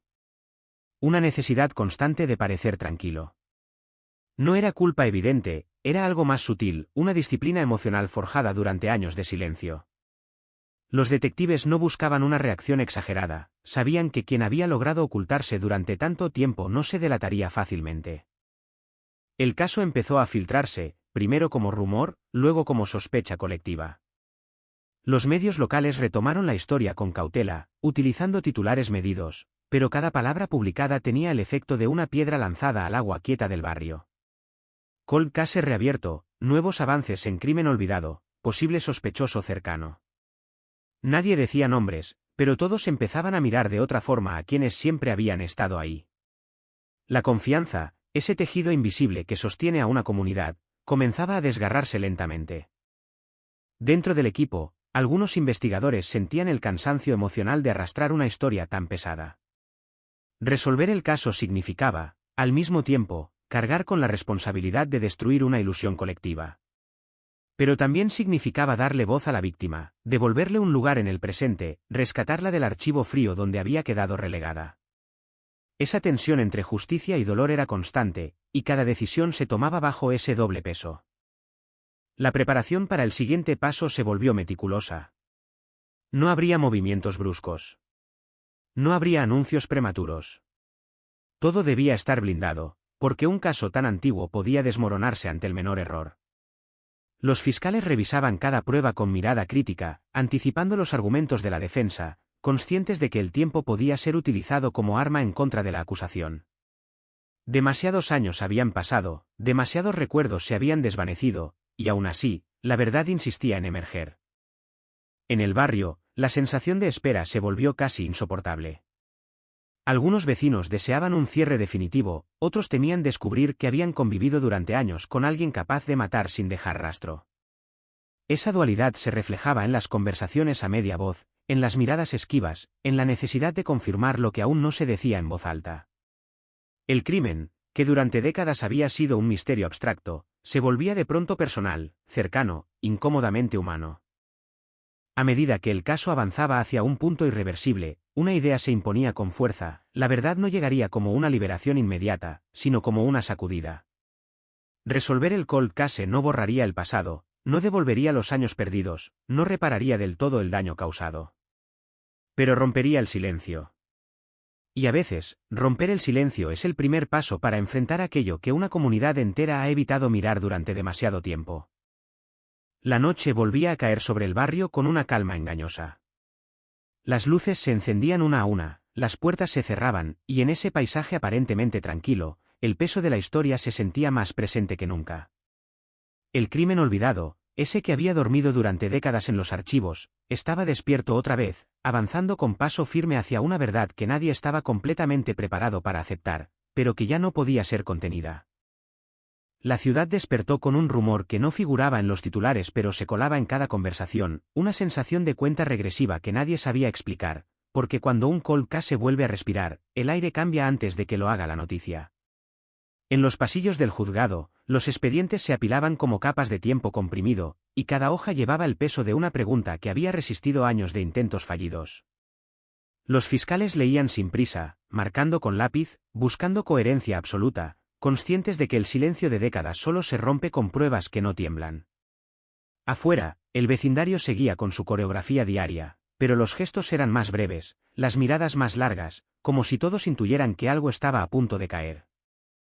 Los investigadores regresaron a los últimos días de la víctima con una precisión casi obsesiva, revisando horarios, rutas, conversaciones, pequeñas decisiones que, juntas, podían haber sellado un destino. El mapa de movimientos se volvió más nítido: una tarde común, una visita sin alarma, una puerta que se abre sin resistencia. No hubo forcejeo porque no hubo sorpresa, no hubo gritos porque hubo confianza. Esa certeza, tan simple como devastadora, se filtró en cada reconstrucción. La escena ya no era un rompecabezas caótico, sino una secuencia silenciosa, ejecutada con calma, en un entorno que prometía seguridad. Las nuevas pruebas técnicas llegaron sin fanfarria, números y gráficos que no levantan la voz pero no se equivocan. Coincidencias parciales, transferencias mínimas, patrones de contacto que no pertenecen a un extraño ocasional. Cada resultado reforzaba la proximidad, el acceso, la rutina compartida. No era una irrupción, era una continuidad. Y en esa continuidad, la figura que había vivido puerta a puerta durante años adquiría un relieve inquietante. No por lo que hacía, sino por lo que nunca hizo: huir, desaparecer, cambiar. Permanecer fue su coartada más eficaz. Las entrevistas reaparecieron como ecos del pasado, reproducidas en salas pequeñas, con pausas que ahora decían más que las palabras. Frases dichas con ligereza en los 90 se escuchaban distintas bajo el peso del tiempo. Una corrección innecesaria. Un detalle demasiado preciso. Un recuerdo que se ajusta con excesiva prolijidad. Los investigadores tomaban notas en silencio, sabiendo que la verdad rara vez grita, se insinúa. En paralelo, surgieron relatos tardíos de vecinos que, al verse rodeados por el murmullo creciente, decidieron hablar. No para acusar, sino para recordar. Y esos recuerdos, reunidos, empezaron a dibujar un patrón de presencia constante en horarios clave, de cercanía normalizada. La tensión se trasladó a la mesa de estrategia. Cada decisión era un equilibrio entre avanzar y proteger el caso. Se diseñaron escenarios, se anticiparon defensas, se evaluó el impacto de cada paso. Porque no se trataba solo de señalar a un sospechoso, sino de explicar cómo un crimen pudo esconderse a plena vista. La narrativa debía ser tan sólida como las pruebas, capaz de sostenerse frente al escepticismo natural que despierta un caso reabierto tras décadas. Los fiscales insistieron en una secuencia clara, sin adornos, sin suposiciones innecesarias. El pasado debía hablar con la voz del presente. En el barrio, la atmósfera se volvió densa. Las tiendas cerraban un poco antes. Las conversaciones se detenían al cruzar ciertas miradas. Nadie pronunciaba nombres, pero todos los pensaban. La idea de que el responsable hubiera compartido aceras, saludos, celebraciones, erosionaba la noción misma de seguridad. La comunidad, acostumbrada a archivar el crimen como una historia triste del pasado, se veía obligada a reabrirlo emocionalmente. Y ese proceso dolía más que la incertidumbre, porque exigía revisar recuerdos con otros ojos. La figura central percibió el cambio. No hacía falta una citación formal para sentir el cerco. Los gestos se volvieron más medidos, las rutinas más rígidas, como si el control pudiera detener el avance del tiempo. Los investigadores observaron sin intervenir, anotando microseñales, una evasión, un silencio prolongado, una respuesta que llega tarde. No eran pruebas, pero eran consistentes. La calma ya no parecía natural, parecía ensayada. Y cuando la calma se ensaya, es porque algo amenaza con romperla. Llegó entonces el momento de preparar el paso decisivo, no como un acto espectacular, sino como un cierre técnico de meses de trabajo silencioso. Se verificaron cadenas de custodia, se reforzaron conclusiones, se consolidó el relato cronológico. Cada elemento debía sostener al siguiente. No había margen para el error. La memoria de la víctima exigía precisión, no prisa. En una sala sin ventanas, el equipo repasó el caso completo de principio a fin, y por primera vez, nadie interrumpió. La historia fluía sin fisuras. Ese silencio final fue la señal. Cuando la noticia empezó a filtrarse, lo hizo en susurros. Avances decisivos. El cold case podría cerrarse. Los medios se prepararon, pero aún no tenían nombres. El barrio, en cambio, ya los tenía en la cabeza. La espera se volvió una carga compartida. Algunos buscaban alivio, otros temían la confirmación. Resolver un crimen no devuelve el tiempo, pero cambia la forma en que se recuerda. Y ese cambio, a veces, duele más que la duda. La noche anterior al movimiento final fue extrañamente tranquila. Sin patrullas visibles. Sin cámaras. Sin anuncios. Porque la verdad, cuando llega tarde, no necesita espectáculo. Necesita firmeza. Los investigadores sabían que, al amanecer, la historia del vecindario sería otra. Que el relato cómodo del misterio se transformaría en la incomodidad de la certeza. Y en ese umbral, mientras el cold case respiraba por última vez como pregunta abierta, una idea se impuso con fuerza implacable. Durante décadas, la respuesta no estuvo escondida en archivos lejanos ni en rutas oscuras, sino al alcance de la mano, viviendo puerta a puerta, protegida por la costumbre y el silencio, esperando el instante en que el pasado, por fin, exigiera ser escuchado.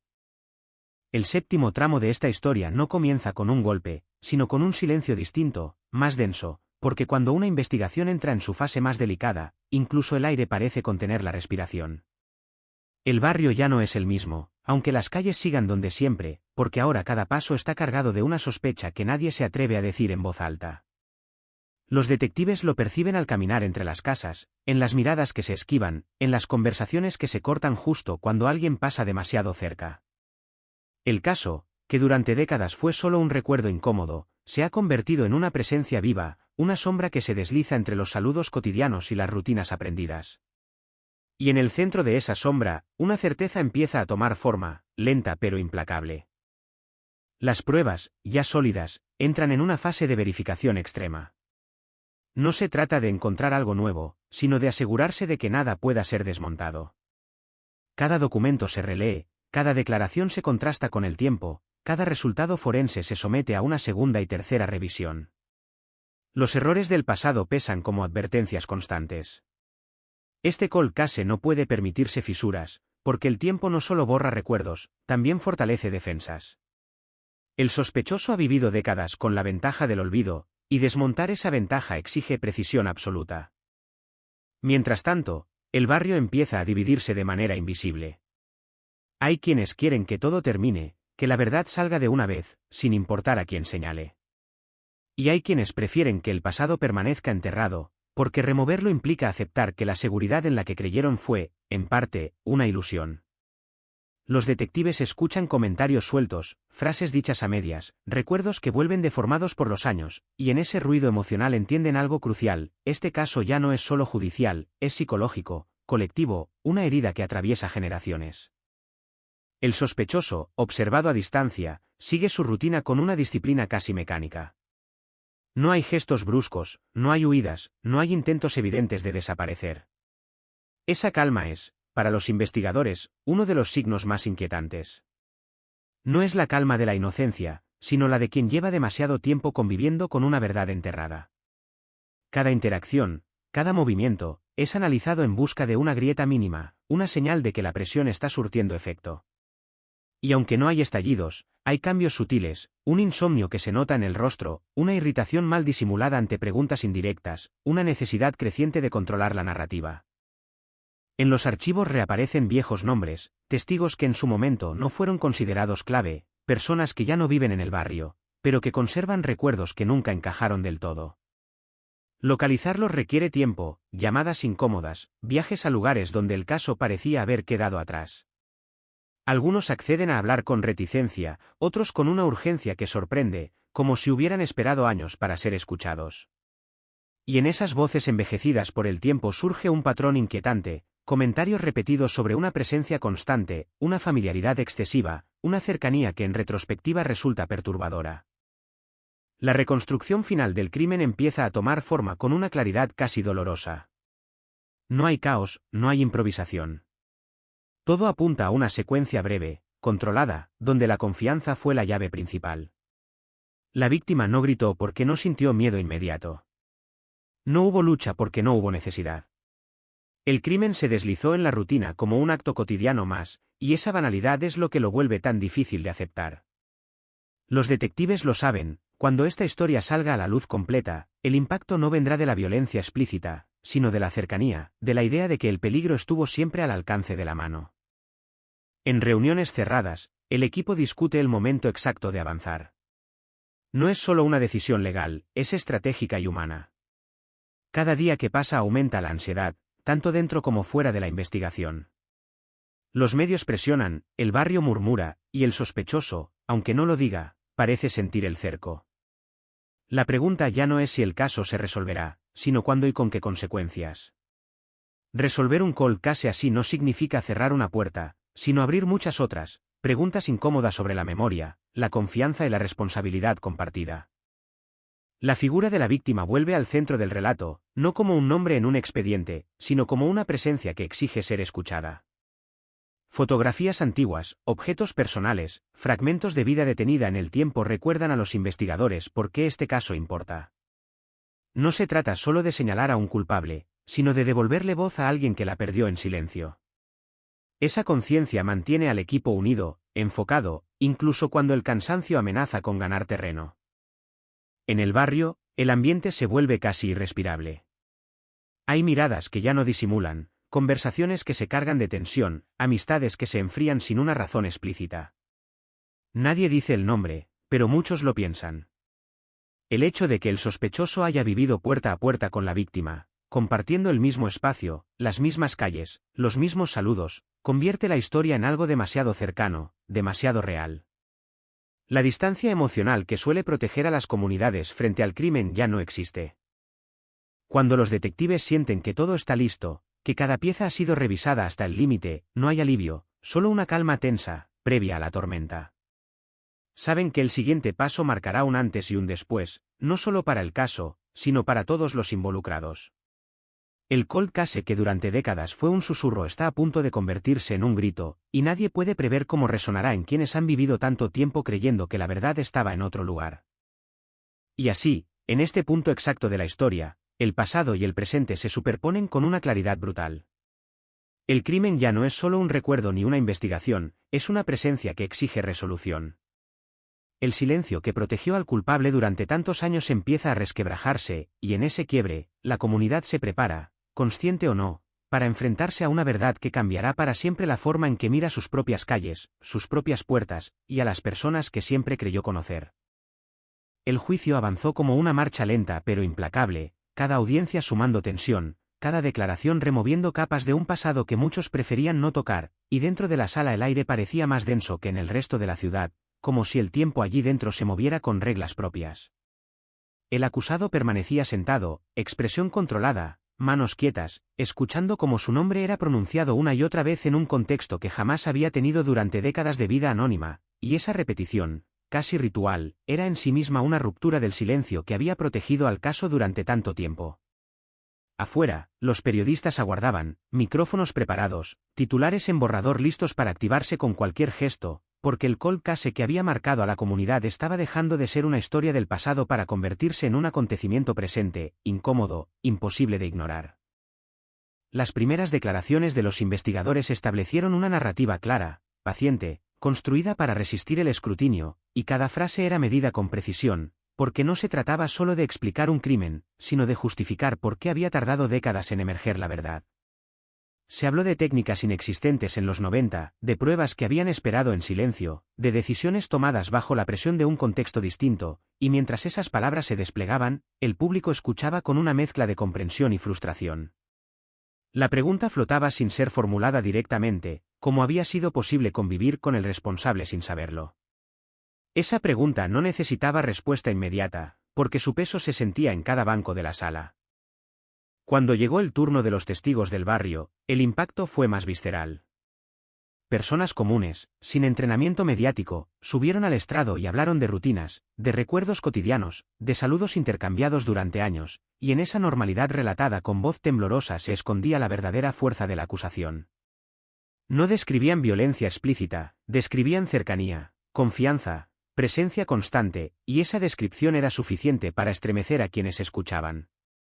Cada testimonio añadía una capa emocional que ninguna prueba técnica podía reemplazar, porque demostraba que el crimen no había sido obra de un extraño, sino de alguien integrado, invisible por familiar.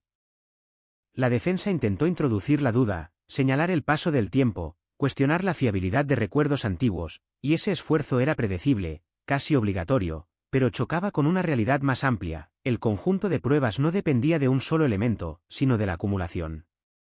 Los abogados hablaban de lagunas, de posibles errores, de interpretaciones forzadas, pero cada argumento parecía diluirse frente a la coherencia del relato general. No era una historia perfecta, pero era una historia plausible, respaldada por ciencia moderna y por una reconstrucción lógica que explicaba tanto el crimen como el silencio posterior. El jurado escuchaba en silencio, consciente de que su decisión tendría un impacto que iba más allá de un veredicto individual. En el barrio, mientras tanto, la vida parecía suspendida en una especie de espera colectiva. Los comercios seguían abiertos, las calles seguían transitadas, pero las conversaciones giraban inevitablemente alrededor del juicio. Cada actualización, cada fragmento de información filtrado por los medios, era analizado, discutido, reinterpretado. Algunos vecinos expresaban alivio por ver el caso finalmente abordado, otros manifestaban una incomodidad profunda, como si el proceso mismo reabriera heridas que nunca habían terminado de cerrar. El crimen, que durante años había sido un rumor lejano, ahora estaba en todas partes, en titulares, en pantallas, en conversaciones que se prolongaban hasta altas horas de la noche. Uno de los momentos más tensos llegó con la presentación de la reconstrucción final de los hechos, una secuencia detallada que unía pruebas forenses, testimonios y análisis de comportamiento. No se trataba de una dramatización exagerada, sino de una exposición sobria, casi fría, y precisamente por eso resultaba tan perturbadora. La descripción de cómo alguien conocido cruzó una puerta sin resistencia, de cómo una interacción cotidiana se transformó en un acto irreversible, de cómo el silencio posterior fue sostenido por la normalidad, dejó a la sala en un silencio absoluto. Ese silencio era más elocuente que cualquier reacción emocional, porque indicaba comprensión, una comprensión incómoda y colectiva. El acusado escuchó todo sin alterar su postura, y esa calma continuada se convirtió en un elemento más de análisis público. Algunos la interpretaron como inocencia, otros como control extremo, y esa ambigüedad alimentó debates encendidos fuera del tribunal. Las redes sociales amplificaron cada gesto, cada mirada, cada pausa, creando narrativas paralelas que se superponían al proceso legal. En ese ruido constante, la figura de la víctima emergía como un recordatorio necesario de por qué el juicio existía, de por qué era importante atravesar ese doloroso proceso, incluso décadas después. A medida que el juicio avanzaba, la noción de cierre empezó a aparecer en el discurso público, pero de forma cautelosa, casi temerosa. Para algunos, el simple hecho de ver el caso en una sala de tribunal ya era una forma de resolución, una validación del sufrimiento acumulado durante años. Para otros, el cierre parecía inalcanzable, porque ninguna sentencia podía devolver el tiempo perdido ni borrar la sensación de haber vivido junto a una verdad oculta.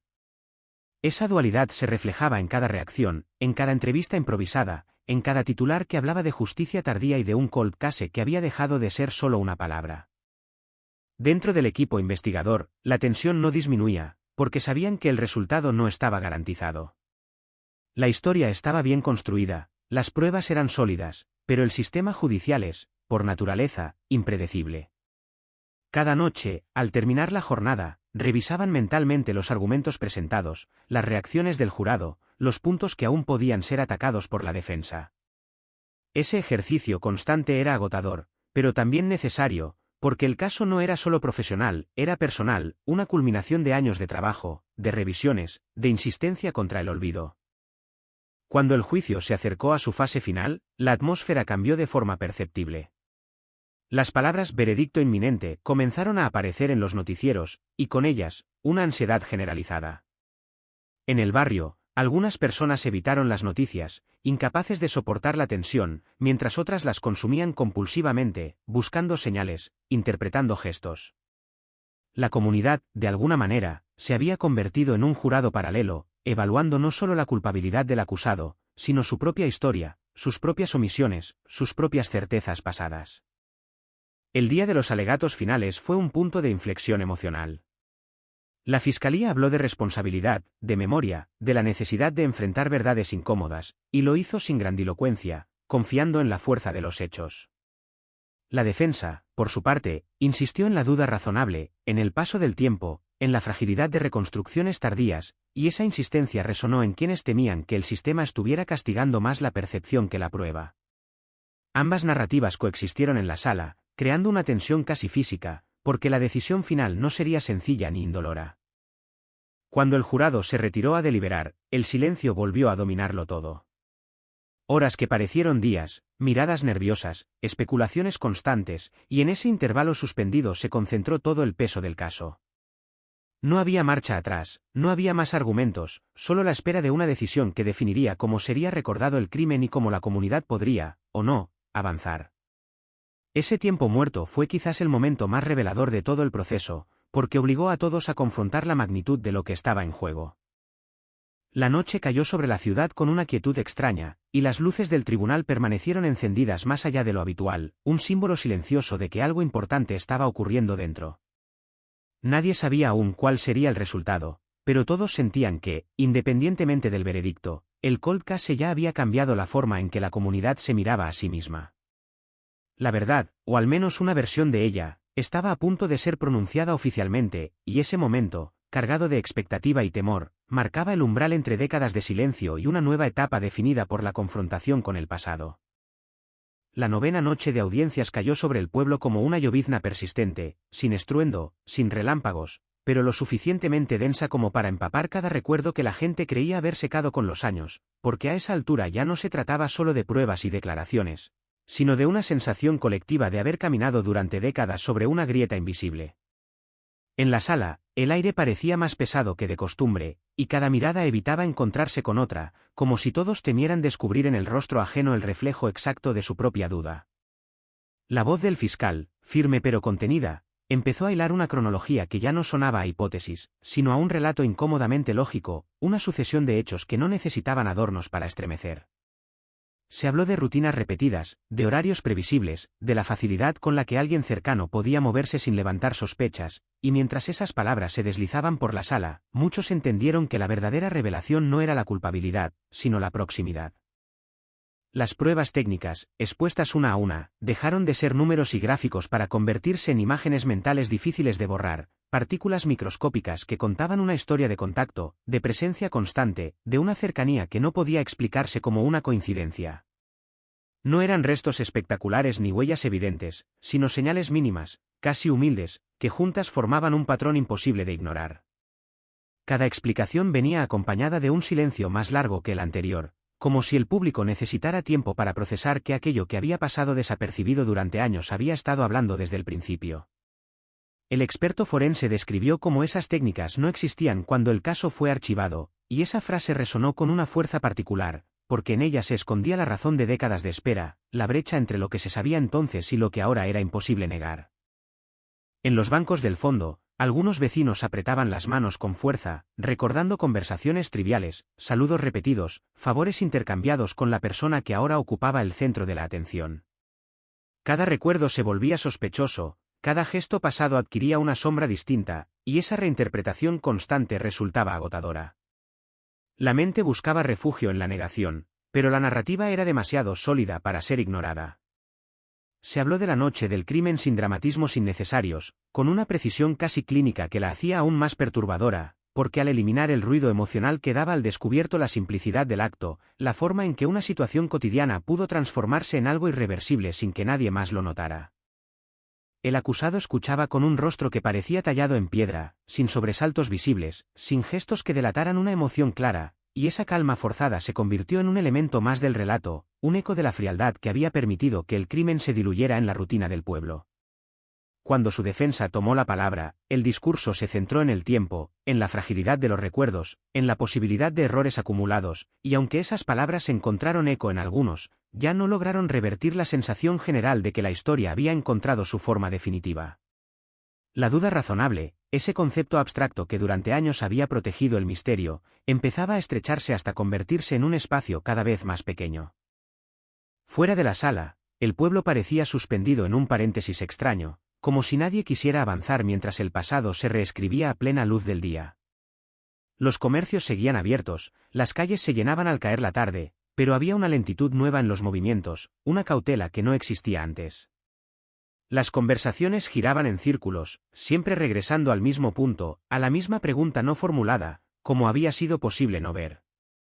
Esa pregunta no buscaba una respuesta concreta, porque todos sabían que la respuesta implicaba admitir una vulnerabilidad compartida, una confianza depositada sin reservas en la apariencia de normalidad. Dentro de la sala, el relato avanzaba hacia un punto crítico, y el juez permitía que las piezas encajaran sin interrupciones innecesarias, consciente de que el impacto no provenía de un solo momento, sino de la acumulación. Los testimonios antiguos, reproducidos con voces más jóvenes, resonaban ahora con un sentido distinto, y cada pausa, cada vacilación, adquiría una claridad retrospectiva inquietante. Era como escuchar una advertencia que siempre había estado ahí, pero que nadie supo interpretar en su momento. Esa superposición de tiempos, el pasado hablando en el presente, creó una atmósfera casi irreal, un recordatorio de que la verdad no desaparece, solo espera. Cuando la sesión se acercó a su fin, no hubo un cierre emocional, ni una frase contundente destinada a provocar aplausos o lágrimas, solo una sensación de agotamiento profundo, como si todos hubieran corrido una distancia demasiado larga cargando un peso invisible. El pueblo, al retirarse esa noche, lo hizo en silencio, cada persona sumida en sus propios pensamientos, revisando mentalmente décadas de recuerdos bajo una luz nueva. La resolución legal aún no era definitiva, pero el impacto ya se había producido, y ese impacto no podía revertirse con ningún veredicto. En las horas siguientes, los medios comenzaron a hablar de un antes y un después, de un cold case que finalmente había encontrado respuestas, pero para quienes vivían allí, la palabra resuelto sonaba incompleta, insuficiente para describir lo que realmente estaba ocurriendo. No se trataba solo de justicia tardía, sino de una sacudida profunda a la identidad del lugar, a la idea de seguridad que había sostenido a la comunidad durante generaciones. La noción de que el sospechoso había vivido puerta a puerta, compartiendo el mismo espacio, la misma cotidianidad, se convirtió en un eco persistente que nadie lograba silenciar. Esa noche, muchos no pudieron dormir, no por miedo inmediato, sino por una inquietud más sutil, la de comprender que el mal no siempre se anuncia con señales claras, que puede integrarse, adaptarse, esperar pacientemente mientras el tiempo hace su trabajo.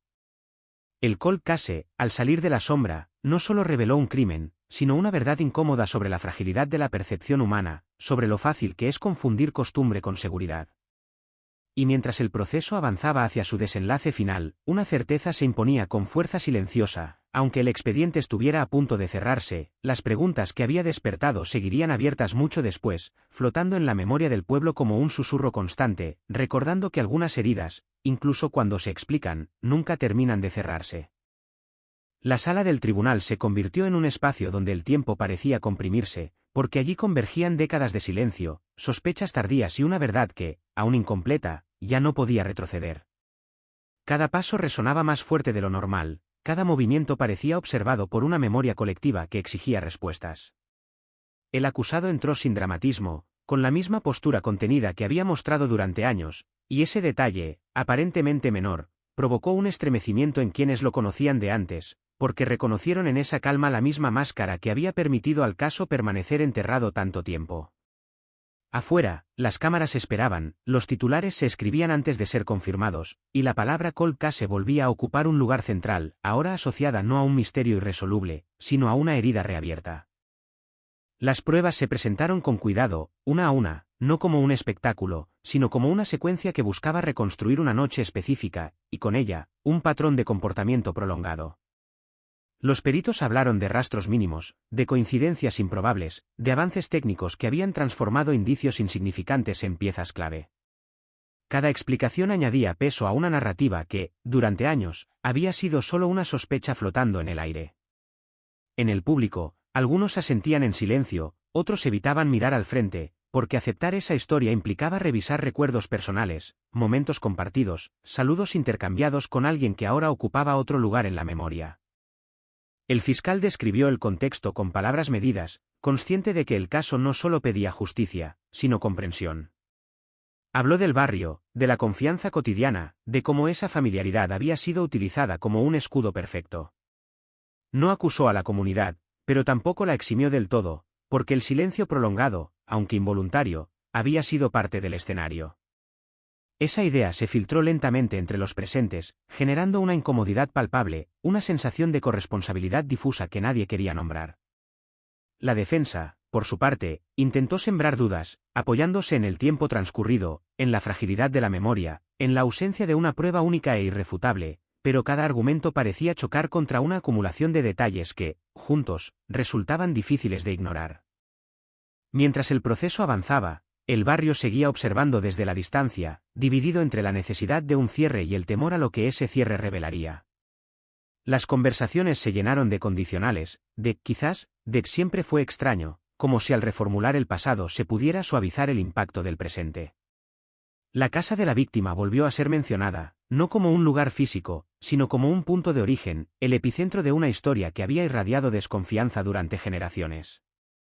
Cada mención reactivaba emociones dormidas, recordando que el crimen no había sido solo un evento aislado, sino una grieta persistente. En el tribunal, los testimonios finales llegaron cargados de tensión, no por lo que decían, sino por lo que implicaban. Hablar significaba aceptar que el tiempo no había borrado la responsabilidad, que la cercanía no había sido una coincidencia, que vivir puerta a puerta con la verdad no la había hecho menos real. Algunos testigos lucharon por mantener la voz firme, otros se quebraron al recordar detalles que ahora adquirían un significado distinto. Esa vulnerabilidad expuesta añadió una dimensión humana al proceso, recordando que detrás de cada expediente hay vidas atravesadas por la espera. El acusado permaneció en silencio durante gran parte de las audiencias, y ese silencio se convirtió en un elemento más del relato, una continuidad inquietante con el mutismo que había rodeado el caso durante décadas. Cuando finalmente habló, sus palabras fueron breves, medidas, carentes de emoción visible, y aunque no ofrecieron una confesión clara, tampoco lograron disipar la atmósfera de inevitabilidad que se había instalado. Para muchos, ese momento fue más perturbador que una admisión explícita, porque reflejaba una distancia emocional que parecía confirmar la capacidad de convivir con el secreto durante tanto tiempo. A medida que el juicio se acercaba a su desenlace, la atención mediática se intensificó, pero ya no con el tono sensacionalista inicial, sino con una gravedad distinta, más reflexiva. Los titulares hablaban de justicia tardía, de verdades incómodas, de un cold case que obligaba a replantear la noción de seguridad en comunidades pequeñas. Esa narrativa encontró eco en otros lugares, donde casos similares seguían sin resolverse, recordando que el paso del tiempo no garantiza el olvido, solo cambia la forma en que la verdad espera. El veredicto, aún pendiente, se convirtió en una especie de punto suspendido, una pausa colectiva donde nadie se atrevía a anticipar el resultado. Para la familia de la víctima, el proceso ya había cambiado algo fundamental, la certeza de que la historia no había sido abandonada. Para el barrio, significaba enfrentarse a una imagen alterada de sí mismo, aceptar que la cercanía no siempre protege y que la rutina puede ocultar lo impensable. Y para quienes habían seguido el caso durante años, representaba la confirmación de que incluso los silencios más largos pueden romperse. En ese tramo final, la sensación dominante no fue de triunfo ni de alivio, sino de gravedad, como si la resolución de un misterio tan antiguo trajera consigo una responsabilidad adicional, la de no repetir el mismo patrón de indiferencia.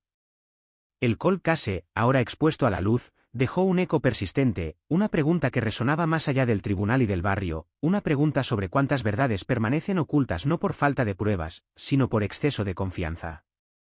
Y mientras todos esperaban el cierre formal, una idea se instaló con fuerza silenciosa, incluso cuando la justicia llega tarde, su impacto es inmediato, y nada vuelve a ser exactamente igual después de que el pasado, finalmente, se atreve a hablar.